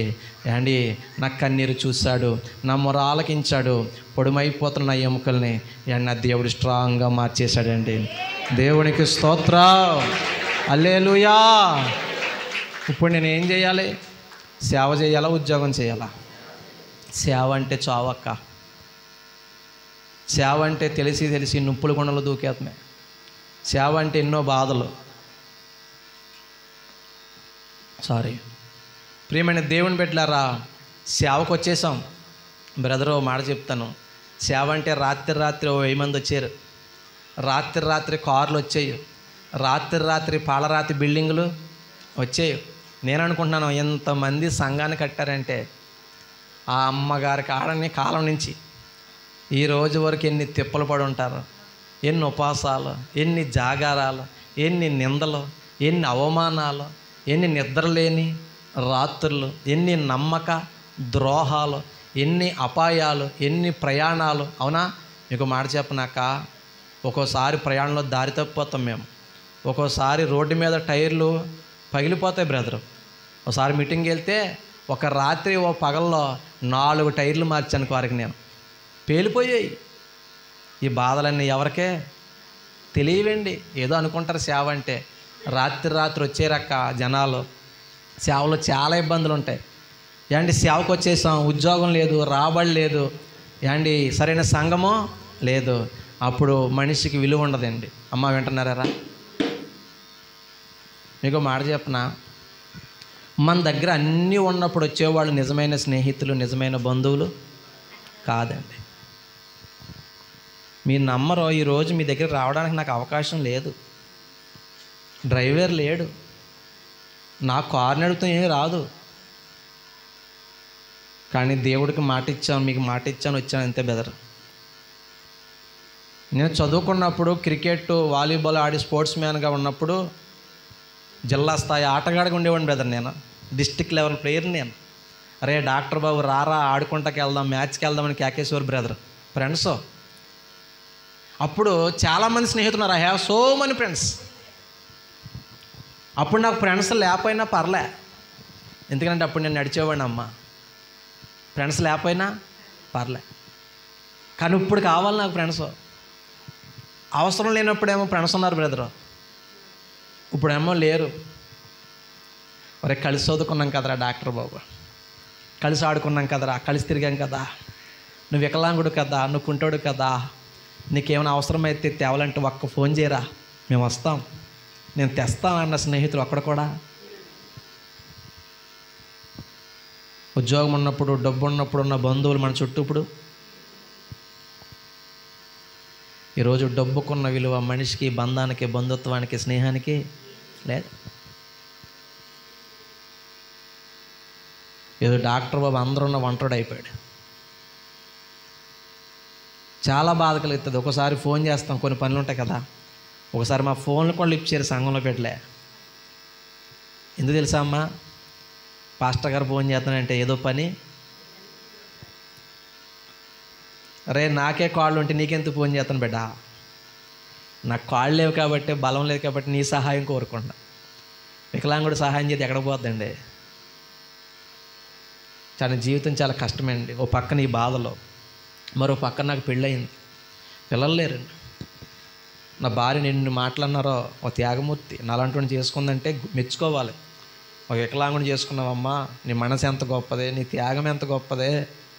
గవర్నమెంటే గుర్తించి సర్టిఫికేట్ ఇచ్చి ఆదర్శ దంపతులకు సర్టిఫికేట్ ఇచ్చింది మాకు. కానీ ఈ లోకం మమ్మల్ని గుర్తించలే. గొడ్డు మోద్దు అన్నారు, గొడ్డురాలు అన్నారు, మా ముఖం చూస్తేనే పాపం అన్నారు. మీరు తెలవందేమో పల్లెటూరులో శుభకార్యాలకు వెళ్తే ఎలాగుంటుంది, అక్షంతలు పట్టుకుంటే ఎలాగుంటుంది, మనం ఎదురైపోతే ఎలాగుంటుంది. ఓ బంధువు ఏమని తెలుసా, ఈడు కుంటోడీడు, సంసారానికి పనికిరాడు, మిషన్లతో పిల్లల కాణం దక్క. అండి ఎంత వికలాంగులమైనా మాకు మనసు ఉంటుందండి, ఉండదా? మేము శరీరానికి వికలాంగులం కానివ్వండి, సమాజంలో చాలామంది మనసుకు వికలాంగులు ఉన్నారండి. వాళ్ళ బుద్ధి బాలే. మీరు ఎంటాకి ఈజీగా ఉండొచ్చు, కానీ అది ఒక మగవాడికి చాలా పెద్ద మేట బ్రదర్. అది ఇటు సంసారానికి పనికిరాడు, ఇటు మిషన్లతో పిల్లలు కనాలి, XYZ ఇంకో మాటలు మాట్లాడితే ఎలా ఉంటుందండి? బయట వాళ్ళు కాదు, బంధువే. నీకు మాట చెప్పనా తల్లి, మనల్ని ఎక్కువ బాధ పెట్టేవాడు బయట వాళ్ళు కాదు, మన అనుకుంటాం చూసారా. వీళ్ళు నా వాళ్ళు, నా రక్త సంబంధుడు, నా ఇంటి పేరట, నా బంధు, వీళ్ళే ఎక్కువ మనల్ని బాధ పెడతారు. ఎన్ని మాటలు అక్క, ఎన్ని నిందలో. దిక్కు లేనివాడికంట దేవుడే దిక్కు. ఆ దేవుడి దగ్గరికి వెళ్ళి, ప్రభువా ఒక్క బిడ్డని నాయనా, ఆయన ఏదో నేను పెంచగలను కాదు, కానీ అందరూ నన్ను చేసుకున్న నా భార్యను గొడ్డురాలు అంటున్నారు, గొడ్డు మోద్దు అంటున్నారు, ఆ మంచి బిడ్డ నా త్యాగమూర్తిని ఎన్నో మాటలు అంటున్నారు. ఆ బిడ్డకి ఓ బిడ్డనిస్తే గొడ్డురాలని నిందపోతే చాలు, ఆడిని కూడా నీ సేవకే ఇచ్చేస్తా, నీకే సమర్పించేస్తా అని ప్రార్థన చేశాను బ్రదర్. కానీ వైద్యులకే పరమ వైద్యుడు, ఆశ్చర్యకరుడు, అద్భుత దేవుడు, నా దేవుడు సంవత్సరం తినప్పుడు ఒక మగబిడ్డనిచ్చాడు. దేవునికి స్తోత్రం, హల్లెలూయా. తర్వాత మరలా మగబిడ్డ పుట్టాడు. విచిత్రం ఏంటంటే, ఫస్టోడు బాగానే ఉన్నాడు, కానీ రెండోవాడు ఏమండి అందరు నడిచే టైంకి నడవలే, నించోని టైంకి నించోలే, నాకులాగా వికలాంగుడు అయ్యాడండి. అడలాగా ఉంటే ఎంత బాధ వేసేదో, ఎంత ఏడుపు వచ్చేదో. రహస్యంగా ప్రార్థన చేసేవాడిని, ప్రభువా నేను ఆరోగ్యవంతుడిని అయితే, నేను బలవంతుడిని అయితే, నేను నడిచేవాడిని అయితే, నా బిడ్డ ఎటువంటిడని నేను మోసేవాడిని. ఈరోజు ఆడి జ్వరంతో బాధపడుతున్నాను, లేకపోతే నా ఫ్యామిలీ మొత్తం తీసుకొద్దాను ఇక్కడికి. నేను ఆడిని అలాగ హాస్పిటల్ పంపించిన మేము ఈ మధ్యకి వచ్చాం. సేవ అంటే ఎన్ని బాధలు ఉంటాయి, ఎంత కసాయి తండ్రి అనుకుంటాను నా పిల్లలు.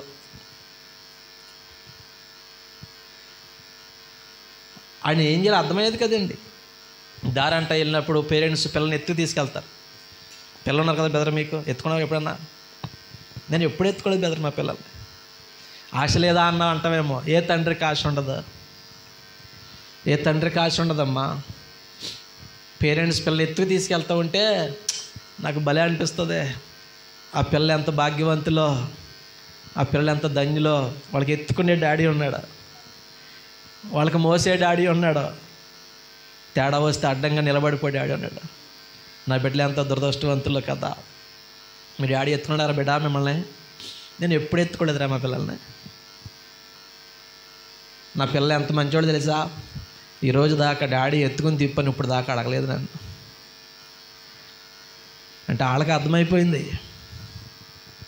వాళ్ళకే నా పిల్లలు నా కోసం ప్రార్థన చేస్తారు, మా డాడీ నడవాలా, మా డాడీ పరిగెత్తాలా. మా చిన్నడు అంటాడా, మా డాడీ కళ్ళు లేడి కళ్ళు అయిపోవాలంటాడు. అంటే నా బిడ్డలు కూడా నేను ఎలా చూడాలనుకుంటున్నా సార్, నడిస్తే చూడాలనుకుంటున్నారు. అర్థమైంది కదా అక్క జీవితం. ఓ పక్కన సరైన సంఘం లేక, ఓ పక్కన సరైన మందిరం లేక, అందరూ దూరం అయిపోయి నిందలు అవమానాలు, ఓ పక్కన బిడ్డ జీవితం, అలాగే అర్థమయ్యేది కదా జీవితం. ఎన్నోసార్లు అండి ఆ ఊరు బంధువుల్ని స్నేహితుల్ని మా చావు వార్త కూడా తెలియనంత దూరంగా వెళ్ళిపోదాం అనిపించేది, కానీ దేవుడు వెళ్ళనివ్వలేదు. అందుకే ఇంకా ఊర్లో అలా ఉన్నాం మేము. దేవుడి దగ్గరే ఏడ్చాం. నా భార్య ఏడ్చేది, పిల్లలు కాళ్ళు పట్టుకుని నేను ఏడ్చేవాళ్ళు, దేవుడి పాదాల పట్టుని ఏడ్చేవాళ్ళు. ప్రభువా నాలాంటి బ్రతుకు నా బిడ్డకు వద్దు నాయన. అందరి వైపు చేతులు చాచి ఎంతకాలం. నేను ఫోన్ చేస్తే ఎవరో చాలామంది ఫోన్లు ఎత్తలేదు. జీవితాంతకాలం నేను ఎవరు మోస్తారు? నేను ఆరోగ్యవంతునది నేను మోసేవాడిని, నేనే మోయలేను. నన్ను నా బిడ్డను కూడా నువ్వే మోయాలి. ఈడు నడవాలయ్యా, ఇటు పరిగెత్తాలయ్యా, ఇదే ప్రార్థన. ఆడు ఎందుకు నడవలేదంటే ఆడికి టెస్టులు చేయించాం. కాల్షియం, ఫాస్ఫేట్, పొటాషియం ఎలిమెంట్స్ ఉంటాయి మన ఎముకల్లో, అవి చాలా లో లెవెల్లో ఉన్నాయి బ్రదర్. అందుకే ఆడు నడవలేదు. తర్వాత మందులు ఆడిచ్చాం, ప్రార్థన చేసాం. నా దేవుని కృప ఏంటంటే ఈరోజు నా ఇద్దరు బిడ్డలు నడుస్తున్నారు, నా ఇద్దరు బిడ్డలు పరిగెడుతున్నారు, నా ఇద్దరు బిడ్డలు గంతులు వేస్తున్నారు. దేవునికి స్తోత్రం కలుగును గాక. నేను ముగించే ప్రయత్నం చేస్తున్నా. ఒక కిడ్నీ కడుపులో ఉంది నాకు, బొడ్డు కింద లెఫ్ట్ సైడ్ ఇలియాక్ రీజన్. మీకు కిడ్నీలు ఎక్కడ ఉంటాయి? బ్యాక్ సైడ్ ఉంటాయి, వెనకాల ఉంటాయి కదా చెల్లి. నాకు ఒక కిడ్నీ కడుపులో ఉంది బ్రదర్. ఈ రోజుకి ఇప్పటికీ తిరగబడి ఉంది ఆ కిడ్నీ. నాకు చెవిలో బ్యాలెన్స్ స్థానం తప్పేసింది. అందా చెల్లి నువ్వు చికెన్ వేసుకుంటే ఆడుతాడు కదా, పడతీనుకు ఆ చికెన్ వేసుకుంటే వెంటనే రియాక్షన్ ఇచ్చేసి వాంతులు అయిపోతాయి. బ్యాలెన్స్ అందరికీ ఉంటుంది, మన అందరికీ ఉంటుంది. మనం నించున్నా నడిచినా కళ్ళు మూసుకుని నించున్నా పడిపోకుండా ఉంటున్నామంటే కారణం బ్యాలెన్స్ ఉంటుంది మన చెవిలో. కాళ్ళలో బలం కాదు, బ్యాలెన్స్ అది. It gives equilibrium to the body. మన దేహానికి సమతా స్థితిని ఇస్తుంది, బ్యాలెన్స్ ఇస్తుంది. అది నాకు శబ్దాలు వచ్చేస్తుంది అనమాట. అంటే అది స్థానం తప్పేసింది, దానివల్ల చెవిలో శబ్దాలు వచ్చి కొళ్ళు తిరుగు వాంతులు అయిపోయే వ్యాధి ఉంది. ఆ ట్యాబ్లెట్ వేసుకుని నేను మెసేజ్కి వస్తాను మీ దగ్గరికి. నేను చెప్పే మాట ఒకటేరా తల్లి, నేను కన్నబిడ్డలను ఎత్తుకుని ఏనాడు కొంత దూరం మొయ్యలే. కన్న తండ్రి ఉండి కన్న తండ్రి భుజాల మీద తిరగలేని దౌర్భాగ్యులని ఎవరైనా దురదృష్టవంతులు ఉంటే వాళ్ళు నా సంతానమే. బిడ్డలుండి కూడా ఏ రోజు కూడా బిడ్డలు ఎత్తుకుని నేను తిరగలేదంటే ఆ తండ్రి ఎవడంటే నేనే.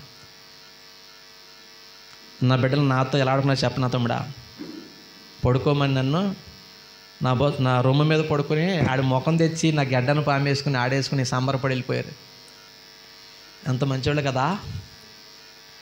నేను చెప్పే మాట ఒకటేరా తల్లి, కన్న బిడ్డలను ఎత్తుకుని కొంత దూరం పోయలేకపోయినా, కిడ్నీ కడుపులో ఉన్నా, చెవిలో బ్యాలెన్స్ స్థానం తప్పున్నా, 10th క్లాస్లో నేను వెన్నుముక ఆపరేషన్ జరిగి కోసేసిన, పాదం ఇలా పడిపోతుంది, ఇప్పటికీ మోకాళ్ళ కింద స్పర్శ ఉండదు.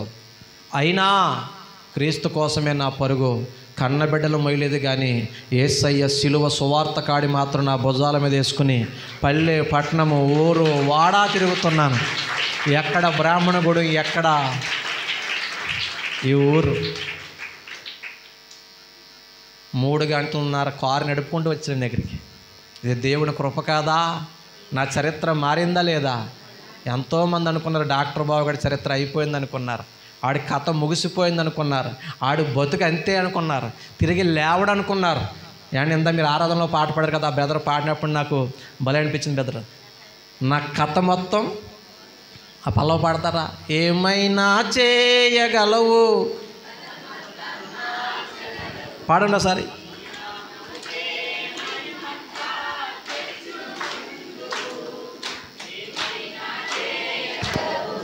కథమొస్తం మార్చగలవు, నీ నామముకే మహిమంత తెచ్చుకుందువు. మార్చగలడా? మార్చడా? ఏం మార్చాడు బాబా? నీ జీవితంలో కష్టాలు తప్ప ఏం కనపడలేదు అంటావేమో. నేను చెప్తాను, నేను ఒకప్పుడు నేను 3 చక్రాల బండిలో తిప్పుకుంటా తిరిగేవాడిని బ్రదర్. ఎత్తు వచ్చేస్తే ఏమండి కొంచెం బండికి ఎంటర్ రానివ్వండి, ఈరోజు నా కారు నేను నడిపే స్థాయికి వచ్చాను. దేవునికి స్తోత్రం. కథ మారిందా లేదా?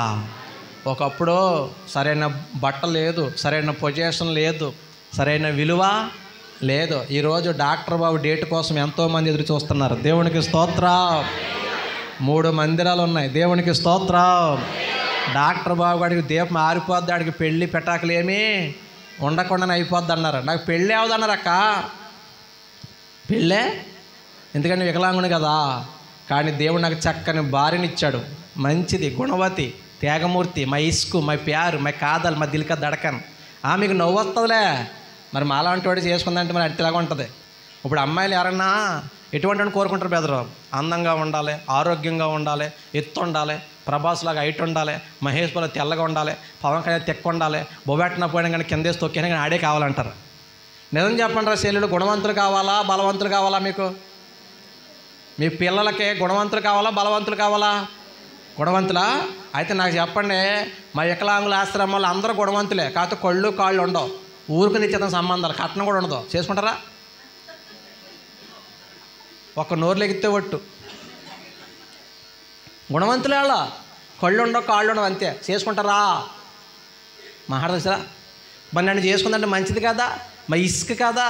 మా ప్యారు కాదా? ఎక్కడే ఉంది, చివరికి కూర్చుంది అమాయకంగా. ఇప్పుడు అందరూ చెప్తే అందరూ అడ్డేసిపోతారని నేను చెప్తారు, అంతే. దేవుని స్తోత్రం. సాటి అయిన సహకారి ఎవరు లేకపోతే నేను ఉన్నానని చెప్పి వచ్చేసామంతే. నాకు ఆవిడికి నేను ఏసయ్య పాటలు పెట్టుకుంటే వచ్చేసాం. స్తోత్రం స్తోత్రం. కారు రాదు, ఏమి రాదు, ఎవడైనా గుద్దేస్తే ఆడితే న్యాయం అన్యాయం. అక్క నీకు అర్థమవుతుందా? నా కథ మారిందా లేదా? గొడ్డు మోద్దే గొడ్డు రాలా, పిల్లలే పుట్టరన్నారు, 2 ఇచ్చారు కొడుకుల్ని. దేవుని స్తోత్రం. హల్లెలూయా. కడుపు నిండా అన్నం ఉంది, పెట్టే స్థాయి ఉందా? ఇంకేం కావాలి చెప్పు? నా కథ మారిందా లేదా? నా చరిత్ర మారిందా లేదా? నీ కథ మారుస్తాడా లేదా? రూతు, నువ్వు చేసిన దానికి ప్రతిఫలం ఇస్తాడు బిడ్డ. ఆయన నీకు సంపూర్ణమైన బహుమానం ఇస్తాడు. పొద్దున చదువుకున్నామా లేదా? ఆ మొక్క పూర్తి చేద్దాం, 5 నిమిషాలు వెళ్ళిపోదాం. రూతు ఏం చేసింది?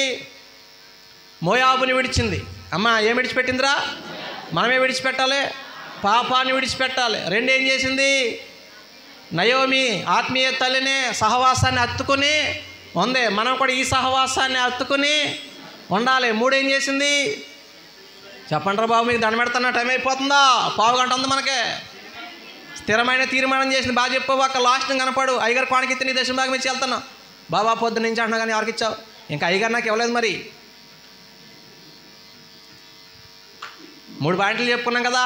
ఈ పూటకు ఇంకొకటి 2 పాయింట్లు చెప్పేసి మనకు 10 నిమిషాలు టైం ఉంది కదా. మరి పర్లేదా? 10 నిమిషాల్లో ఆ కథ కూడా పూర్తి చేసేద్దాం. రూతు కథ కూడా మార్చేసాడు దేవుడు. చూద్దాం. రూతు గ్రంథం 2 టక్ టక్ టమని టైం అయిపోతుంది. మరి దెబ్బలాడుకోకుండా పంటలు వేసుకుని ఒకళ్ళు చదవండి. పిల్లి దెబ్బలాడుకుంటే కోతెత్తిపోయిందంటే అదే. మరి నీ సెలవైన ఎడలా చాలు బెదరు. నా వైపు చూడండి. 4వ పాయింట్ చెప్తున్నాను, పొద్దున 3 పాయింట్లు చెప్పాను. మన మూలవాక్యం అదే. రూతు, నువ్వు చేసిన దానికి ప్రతిఫలం ఇస్తాడు. ఆయన నీకు సంపూర్ణమైన బహుమానము ఇస్తాడు. రూతు ఏం చేసింది? నెంబర్ 1 మోయాబుని విడిచింది. మనం పాపాన్ని విడిచిపెట్టాలి. నెంబర్ 2 ఆత్మీయ తల్లి నయోమి సహవాసాన్ని హత్తుకుని ఉంది. మనం ఈ సహవాసాన్ని, ఈ దైవజనుడిని హత్తుకుని ఉండాలి. నెంబర్ 3 ప్రార్థనలో కానీ, భక్తులు కానీ, విశ్వాసంలో కానీ, తీర్మానంలో కానీ వెనక్కి వెళ్ళిపోయి వార్పుల్లాగా ఉండక రూతులాగా స్థిరమైన తీర్మానం, బలమైన సమర్పణ కలిగి ఉండాలి. 4వ పాయింట్ చెప్తున్నాను. 2 అమ్మా వినాలి. నావే చూడండి. రే తమ్ముడా, రే ఎనరా బోరా రూపాయలు మాట్లాడుతాను రా. 2 అంటదే అమ్మా తల్లి నయోమి, నీ సెలవైతే, నువ్వు పర్మిషన్ ఇస్తే, నువ్వు ఒప్పుకుంటే గడప దాటి బయటికి వెళ్ళి ఏదో పొలంలో పోయి నీకు నాకు ఏదో సంపాదించుకుని వస్తాను. అండి ఎవరు పర్మిషన్ అడుగుతుంది? అత్త అనకూడదు. ఆత్మీయ తల్లి. మోయాబు నుంచి బెత్లెహేము నడిపించిన తల్లి అంటారు, నాయకురాలు అంటారు. ఒకప్పుడు మోయాబులో ఉండేది, బెత్లెహేము దాకా నడిపించింది ఎవరో? నయోమి. అందుకే ఇప్పుడు ఆమె ఆత్మీయ నాయకురాలు, ఆత్మీయ తల్లి. మిమ్మల్ని నడిపిస్తుంది ఎవరో? లోకంలో నుంచి, పాపంలో నుంచి ప్రభు దగ్గర నడిపించారు కాబట్టి ఆయన మీకు ఆత్మీయ తండ్రి. మోయాబు నుంచి బెత్లెహేము నడిపించింది కాబట్టి ఆత్మీయ తల్లికి చెప్తుంది, నువ్వు పర్మిషన్ ఇస్తే, నువ్వు సెలవిస్తే బయటికి వెళ్తా, నువ్వు ఒప్పుకోకపోతే మాత్రం గడప దాటి బయటికి. ఒక్క మాటలు చెప్పండి, విధేయత లోబడుతుంది. అమ్మ ఏం చేస్తుంది? మనం కూడా ఆత్మీయ తండ్రికి ఏం చేయాలి? చెప్పాలి. దైవజనులకు ఏం చేయాలి?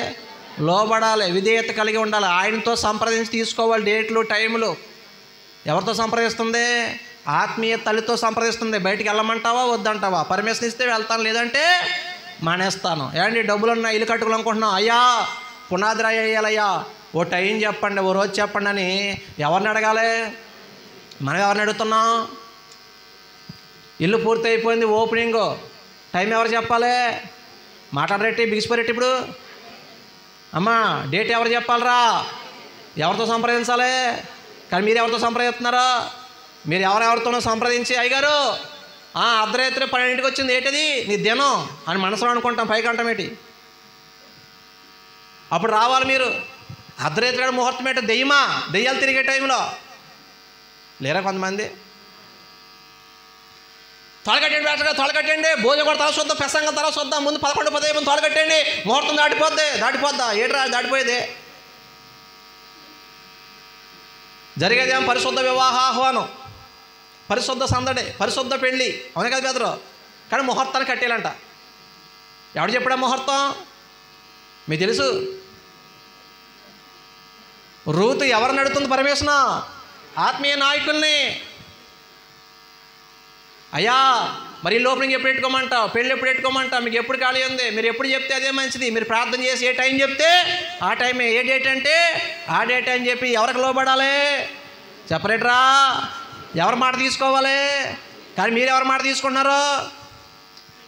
పెళ్లి కోట ఇస్తారక్క, పరిశుద్ధ వివాహ ఆహ్వానం, అందరికి ఆహ్వానం, చుట్టూ చూస్తే పసుపు, మధ్యలో పరిశుద్ధ ఆహ్వానం, చుట్టూ దెయ్యాలు లేరా? నీ దశ మార్చేది ముహూర్తాలా దేవుడా? నీ కథ మొత్తం మార్చేది గుమ్మడికాయ దేవుడా? నీ చరిత్ర మార్చేది రేగు మొక్కలు, తాయక్కు మొక్కలా దేవుడా? మాట్లాడాలి మీరు. ప్రియమైన దేవుని బిడ్డలారా, ఈరోజు చాలామంది దైవజనుడు చెప్తలేదు, చాలామంది ఇదే పొరపాటు చేస్తున్నారు, బాధపరుస్తున్నారు, దుఃఖపరుస్తున్నారు. దైవజనుడు దుఃఖంతో పనిచేస్తే అది మనకు ఆశీర్వాదము కాదు, అది మేలు కాదు. దైవజనుడు చెప్పిందే డేటు, దైవజనుడు చెప్పిందే ముహూర్తం, దైవజనుడు చెప్పిందే మంచి రోజు. ఇంతగా మంచి రోజు చెడలు ఉంటాయి ఉండవా? మీరు బైబిల్ మాట్లాడతలేదు. మీరు వాడు ఎవడో అంటాడో రోమ ప్రసంగిలో ఉంది కదా, 9వ అధ్యాయంలో ఉంది కదా అంటాడు. ఉందా లేదా? మాట్లాడతలేదు మీరు. ప్రసంగి గ్రంథంలో ఉందా లేదా చూద్దాం ఒకసారి. నాకన్నా ముందు మీరు తీసేస్తే మంచిది అనుకుంటున్నాను నేను. 9:12 ప్రసంగి 9:12.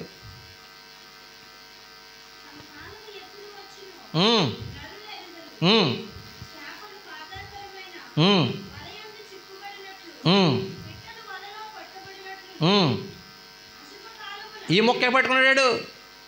అశోభకాలమున అని బైబిల్లో ఉంది కదా అన్నాడు. అశుభకాలమున మిగతా తల చదువుకోండి అక్క. ఈ మొక్క కట్టుకుని బైబిల్లో ఉంది అన్నాడు. శుభకాలం, అశుభకాలం, మంచి కాలం, చెడ్డకాలం ఉంది అన్నాడు. నిజంగా ఉన్నాయా?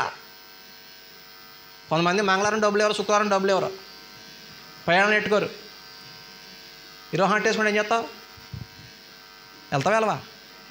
మంగళవారం కదా, శుక్రవారం కదా, బాత్రూమ్కి వెళ్ళెట్టి వాటికి ఏమైనా ఉండదు. ఆ రోజు డెలివరీ అయిపోతే వెళ్తావా వెళ్ళవా? అసలు ఉన్నాయా లేవి? మీకు అర్థమవడానికి చెప్తాను. యాక్షన్లో ఉంటారు కదా, టీడీపీ అయినా, వైసీపీ అయినా, బీజేపీ అయినా, జనసేన అయినా, ఏ పార్టీ అయినా కానీ నేను నామినేషన్ వేసినప్పుడు బలమైన అమృత గడిలో చూసి వేసుకుంటారు వాళ్ళు. అవునా కారు బెదరా?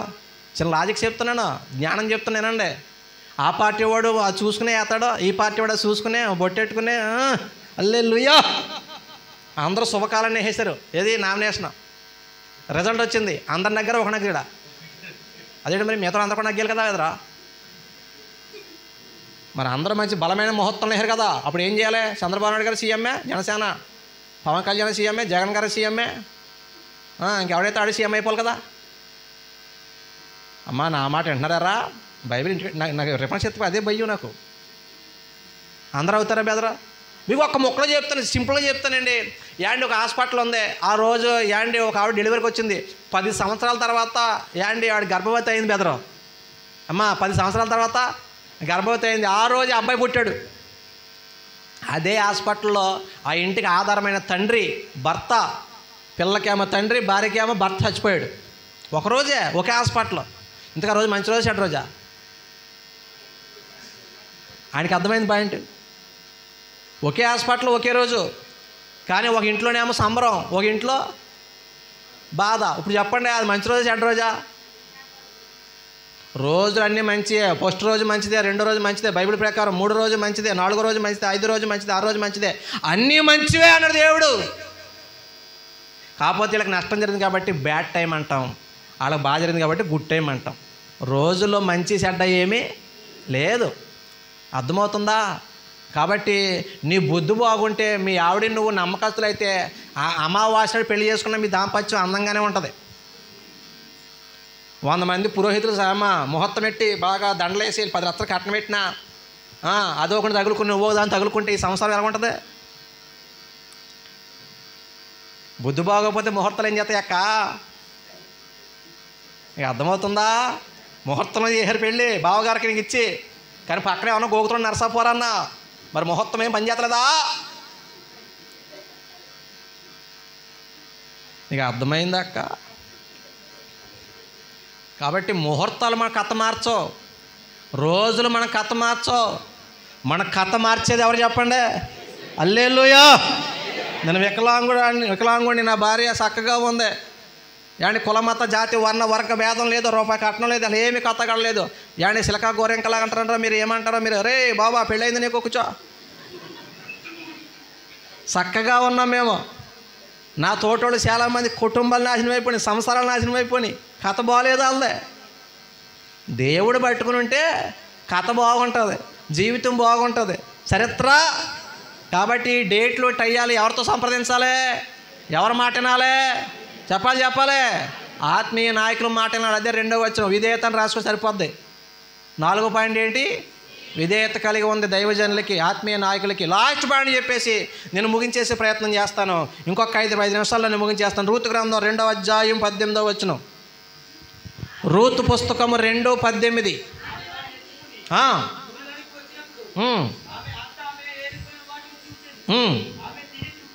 ఆమె తిని తృప్తి పొందిన తర్వాత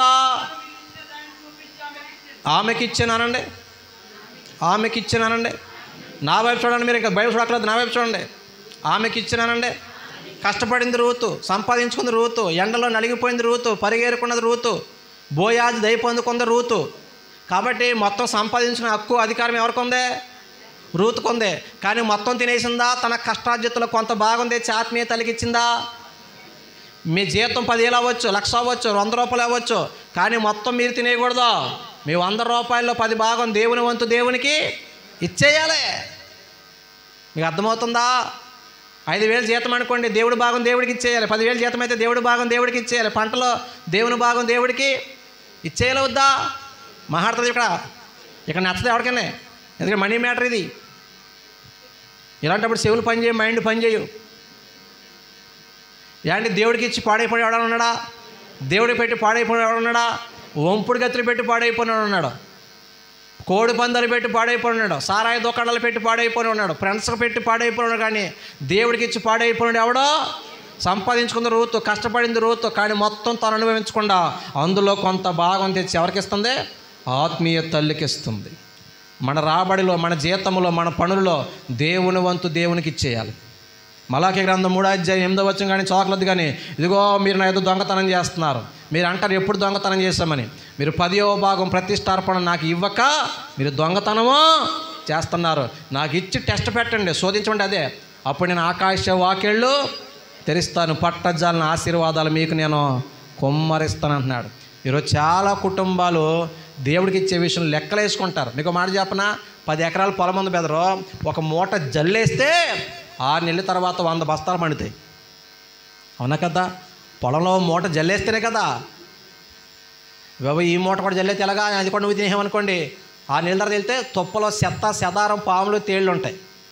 కానీ ఒక మూట పొలంలో జల్లేతే 6 నెలల తర్వాత బస్తాలు పంట ఎక్కడ దాకా ఎందుకండి, వాడు టెంక పాతి అయితేనే భూమిలో ఓ చెట్టు వస్తుంది, చెట్టుకు 100 కాయలు వస్తాయి. అవునా కదా? దేవుడి సన్నిధులు విత్తాలే. అమ్మ వింటున్నారా? ఈ విషయం కఠినం చేసుకోకండి. నేను ఇస్తాను, మేము దశమ భాగం తీస్తాం. నా జీవితాన్ని ఏసైకి ఇచ్చేసాను, నా 2 బిడ్డలను ఏసైకి ఇచ్చేసాం. మాకు చావైనా బ్రతికని ఏసయ్యే. నేను ఉద్యోగం చేసేవాడిని, లెక్చరర్ జాబ్ చేసేవాడిని. ఈరోజు ఉద్యోగానికి వెళ్తే 1000 రూపాయలు వస్తాయి. కాదు, ఇంకా ఈ జీవితం ఏసైకి అంకితం. 2 కాళ్ళు లేకుండా ఏసై కోసం ఈ పరుగు.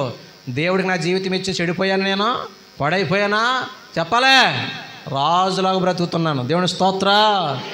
డబ్బు ఉన్నవాడికంటే, కాళ్ళు ఉన్నవాడికంటే ఆనందంగా బతుకుతున్నాను నేను. హల్లెలూయా. చిన్న మాట చెప్పి నేను ముగించే ప్రయత్నం చేస్తాను.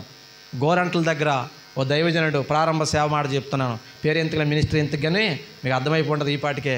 ప్రారంభ సేవ అండి. ఒక ప్రాంతం నుంచి పాలేర్లుగా తోటలో కాపలాగా ఉన్నవాళ్ళు నమ్మకంగా వస్తున్నారు. అమ్మ కూటమి అయిపోయింది, 2 నిమిషాలు వినండి.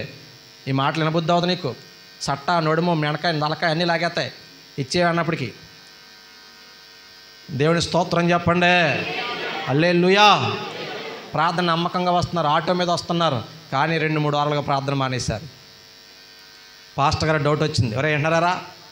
కమిటీ మెంబర్లో, సంఘ పెద్దలో వినండి. 2-3 వారాలుగా ప్రార్థన రావట్లేదు వాళ్ళు. ఏంటి, నమ్మకంగా వచ్చేవారు, దూరమైన వచ్చేవారు రావట్లేదు అని చెప్పి దైవజనుడు గృహ దర్శనానికి వెళ్ళాడు. వెళ్ళినప్పటికీ, అమ్మా రే బాగున్నారా, రే ప్రైజ్ దిలాడు అక్క, ప్రైజ్ దిలాడు సిస్టరు, బాగున్నావా అమ్మా అంటే, అయ్యా ఏం బాగో ఏంటో. అదేటమ్మా అలాగా అన్నా, ఈ మధ్య ప్రార్థన రావట్లేదు ఏట్రా, చక్కగా వచ్చేవారు కదరా అంటే, అయ్యా ఇంటిలో 10కి జ్వరం అయ్యా, ఒకరి తర్వాత ఒకరికి జ్వరాలయ్యా, ఎవరి ప్రాణాలో బాగోలేదయ్యా. అమ్మా మందులు వేసుకున్నారా? మందులు తెచ్చుకుంటా కూడా మా దగ్గర ఏమి లేవు, డబ్బులు లేవు.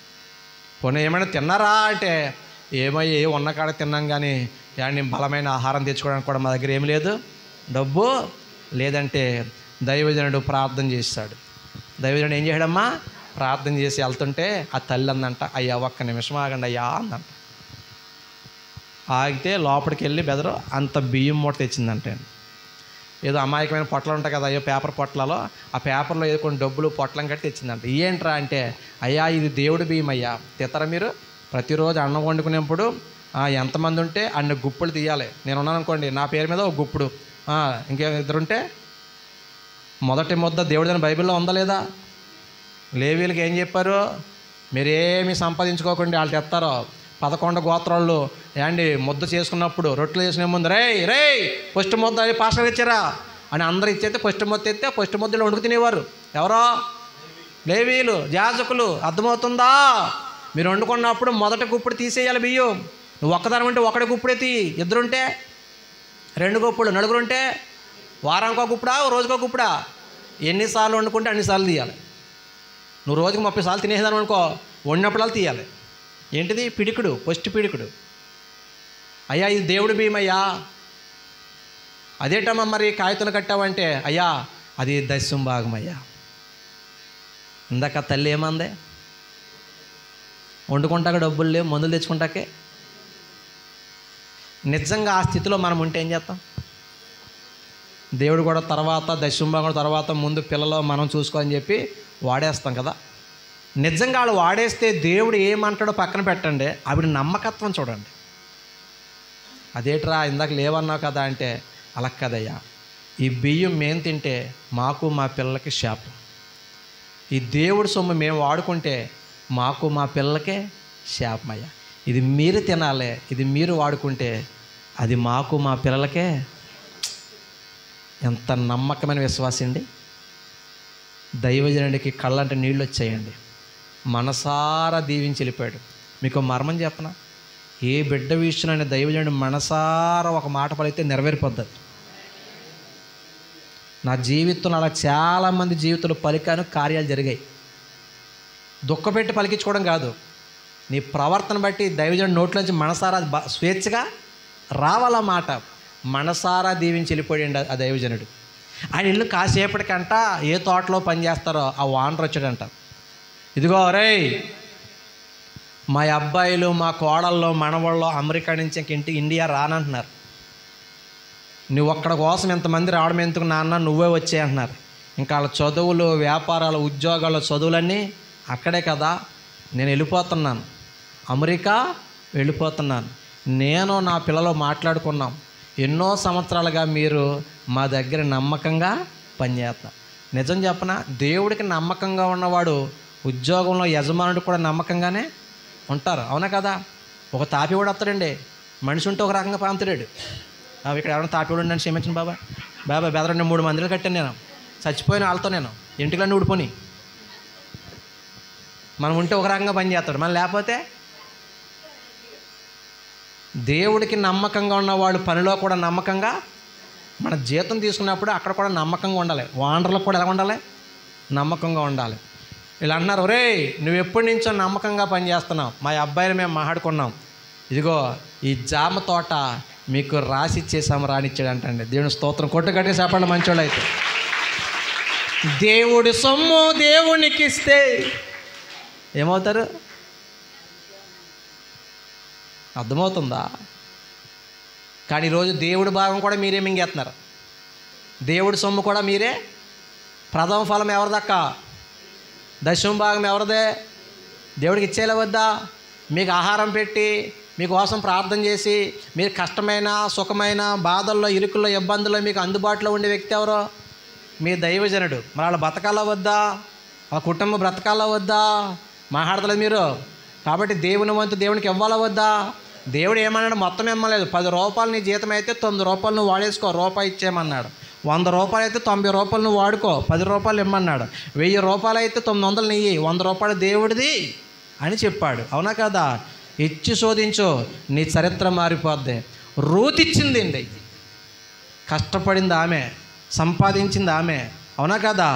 కానీ మొత్తం తాను అనుభవించకుండా కొంతతో తృప్తిపడి కొంత భాగం తెచ్చి ఎవరికి ఇచ్చిందంట? మీరు అలా చేసి చూడండి, మీ చరిత్ర మారిపోద్ది. మీ కథ మొత్తం ఏ తోటలో పనిచేశాడో ఆ తోటకు ఆయన ఏమైపోయాడు చెప్పండి? ఇన్ని బియ్యంలో ఏండి ఇంత దశమ భాగంలో నమ్మకంగా ఉన్నారో తోటలో కూలోళ్ళు ఏమైపోయారక్క? వాండర్లు అయిపోయారు. దేవుడి పెట్టి పాడైపోయినాడు ఎవడో లేడు. లాస్ట్ మాట నేను ముగిస్తాను. ఇవన్నీ రూత్ చేసింది. ఇప్పుడు దాకా చెప్పినవన్నీ ఎవరు చేసినవి? మరి రూత్కి దేవుడు ఏం చేశాడు? ఆ రూత్ ఏం చేసింది చెప్పండి? నెంబర్ 1 మోయాబుని విడిచిపెట్టింది. నెంబర్ 2 ఆత్మీయ తల్లిని హత్తుకుని ఉంది. నెంబర్ 3 స్థిరమైన తీర్మానం చేసింది. నెంబర్ 4 ఆత్మీయ తల్లికి విధేయురాలుగా ఉంది. మనము నాయకులకి విధేయులుగా ఉండాలి. నెంబర్ 5 తన కష్టార్జితంలో భాగం ఇచ్చింది. తన కష్టార్జితం ఏమిచ్చింది? మనం కూడా దేవుని వంతు దేవునికి ఇవ్వాలి. ఇవన్నీ రూత్ చేసింది. రూత్కి ఏం చేయడు ఒక్క మాటలో చెప్తాను. ఆ మాట చదివేసి బైబిల్ మూసేయండి. రూత్ గ్రంథం 4:13 చదివేసి బైబిల్ మూసేయండి. చిన్న ప్రార్థన చేసి వెళ్ళిపోతాను మీకోసం. దెబ్బలాడుకోకుండా అక్క చదవండి.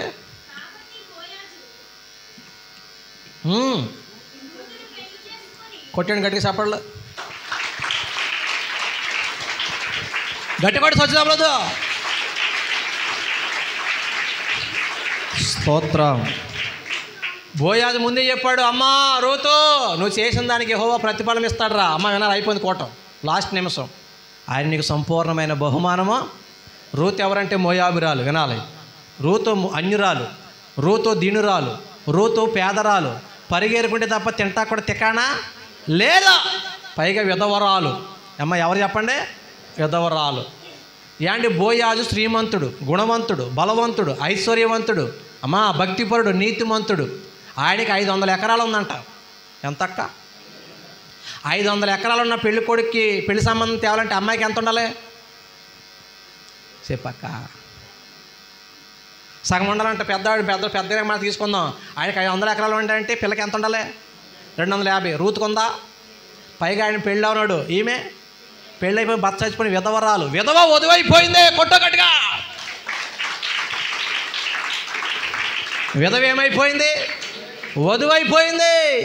శ్రీమంతుడు, గుణవంతుడు, నీతిమంతుడు, భక్తిపరుడు. అబ్బబ్బబ్బబ్బబ్బ ఏం చెప్పనమ్మా. 500 ఎకరాల ఆసామే ఏ తోటలో పరిగెరుకుందో, ₹1,00,00,000 మాటలు గుండెలో పెట్టుకో, చివరి మాటలో గుండెకాయ లాంటి మొక్కలు ఏ తోటలో పరిగెరుకుందో. అయిలారా సేవకులారా ఏమండి, వెనకాల కొంచెం పరిగెరుకోవచ్చా? కొంచెం వెనకాల ఏరుకోవచ్చా? అమ్మా దూరం ఏరుకో. అన్న కూలోడు బెదరు.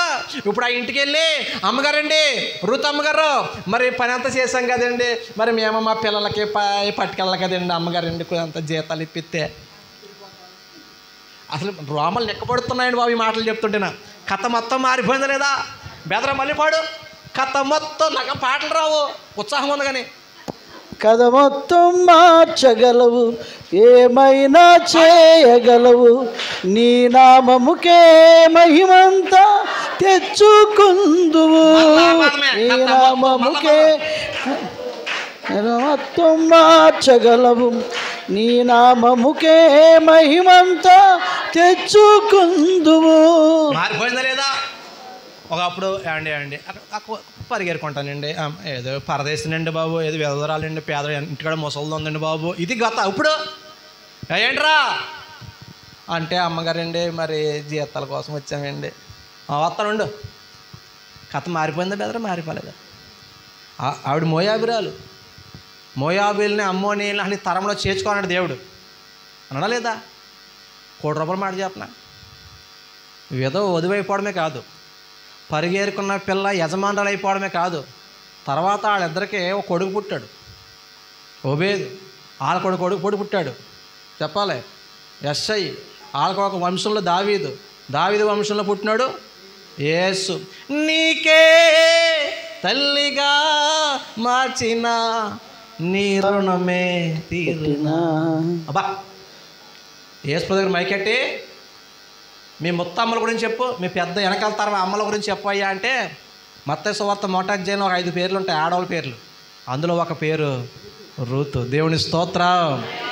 మోయాబీలు కానీ అమ్మోనీలు కానీ అసలు ఈ జాతిలో చేయడం కుదరదన్నారు. శాపగ్రస్తులలో శాపాన్ని ఆశీర్వాదకరంగా మార్చేవాడు నా యేసయ్య. కథ మొత్తం మార్చేవాడు యేసయ్య. విధవ వధువైపోయింది, పరిగేరుకునే పిల్ల యజమానురాలు అయిపోయింది, శ్రీమంతురాలు అయిపోయింది, పిల్లలకు తల్లి అయిపోయింది, గర్భఫలం యెహోవా ఇచ్చు యేసయ్యకే తల్లిగా మారిపోయిందండి. నా మాటలు మీకు ఏమైనా అర్థమైనాయో అర్థమవలేదో? మధ్యలో వెనక్కి వెళ్ళిపోయిన వార్ప గొలియాత్ కడి తల్లి అయింది. నెట్లో కూడా చూడండి, ఎప్పుడైనా చూడ బెదరు ఓ ఈజ్ గొలియాత్స్ మదర్ అని కొడితే అక్కడ ఆవిడ పేరు వస్తుంది, వార్ప అని. నేను చెప్పిన పనులన్నీ చేసిన వార్ప యేసుబాబుకే తల్లి అయిపోయింది. దేవుని స్తోత్రం చెప్పండి. మరి మీ ఏ గ్రూపు? సైతాన్ గ్రూపా, యేసుప్రభు గ్రూపా? మాది డోక్రా గ్రూప్ అని అంటారా? యేసయ్యను నమ్ముకున్నవాడు పాడైపోయినాడు ఎవడో లేడండి. యేసయ్యను నమ్ముకున్నాడు చెడిపోయినాడు ఎవడో. నేను దాన్ని నమ్ముకున్నానండి బాబు, మొత్తం రాయించుకుందని అని చెప్పినప్పుడు బోడు మంది అన్నారు. బెదరా లేరా?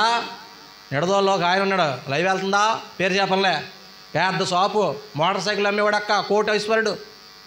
కంప్యూటర్ కాడ బిల్లు కొడతకెళ్ళింది పిల్ల. ఏం కొడతకెళ్ళింది? జాయిగా దాన్ని గీకాడు, ఆవిడ మొత్తం గోకింది. షాప్ పోయి పిల్ల మాత్రం ఇంకొకటి మార్చి దాన్ని నమ్ముకున్న వీడు ఏమయ్యాడు? నాశనం అయ్యాడు. కొంతమంది అంటారు ఆడు నా ఫ్రెండ్ అని అడ్డంగా ఉండి సంతకం పెట్టానండి బాబు, వాడు ఎగ్గొట్టాడు నా తలకే. అవునా? స్నేహితుల నమ్మలో నాశనం అయ్యారు, అవునా కదా? వంపుడు గత్తుల నమ్మలో నాశనం అయ్యారు. మాట్లాడతలేదు మీరు? బంధువులు నమ్ముకొని నాశనం అయినాడు చాలామంది. యేసు ప్రభువుని నమ్ముకుని నేను పాడైపోయానంటే ఒక్కడిని తీసిరా, నా గుండెకాయ తీసి చెదిరెడతాను. కానీ యేసు ప్రభువుని నమ్ముకుని బాగుపడినోళ్ళు లక్షల కోట్లు వందలు ఉన్నారు. అందులో డాక్టర్ బాబు కూడా ఒకడు. దేవునికి స్తోత్రం, హల్లెలూయా. నా కథ మార్చిన దేవుడు నీ కథ మారుస్తాడు. లేచిన పడిసిన ప్రార్థన చేసి వెళ్తాను. ఇవి ఆఖరి మాటలు, ఆఖరి చూపులు. బతుకుంటే మళ్ళీ వస్తాను మీ దగ్గరికి, బీచ్కి. లేకపోతే టాటా బై బై తమ్ముడా. లేచిన పడిసిన ప్రార్థన చేసి వెళ్ళిపోతాను. లేకండి కళ్ళు మూయండి, లేట్ చేయకండి, కళ్ళు మూసుకో.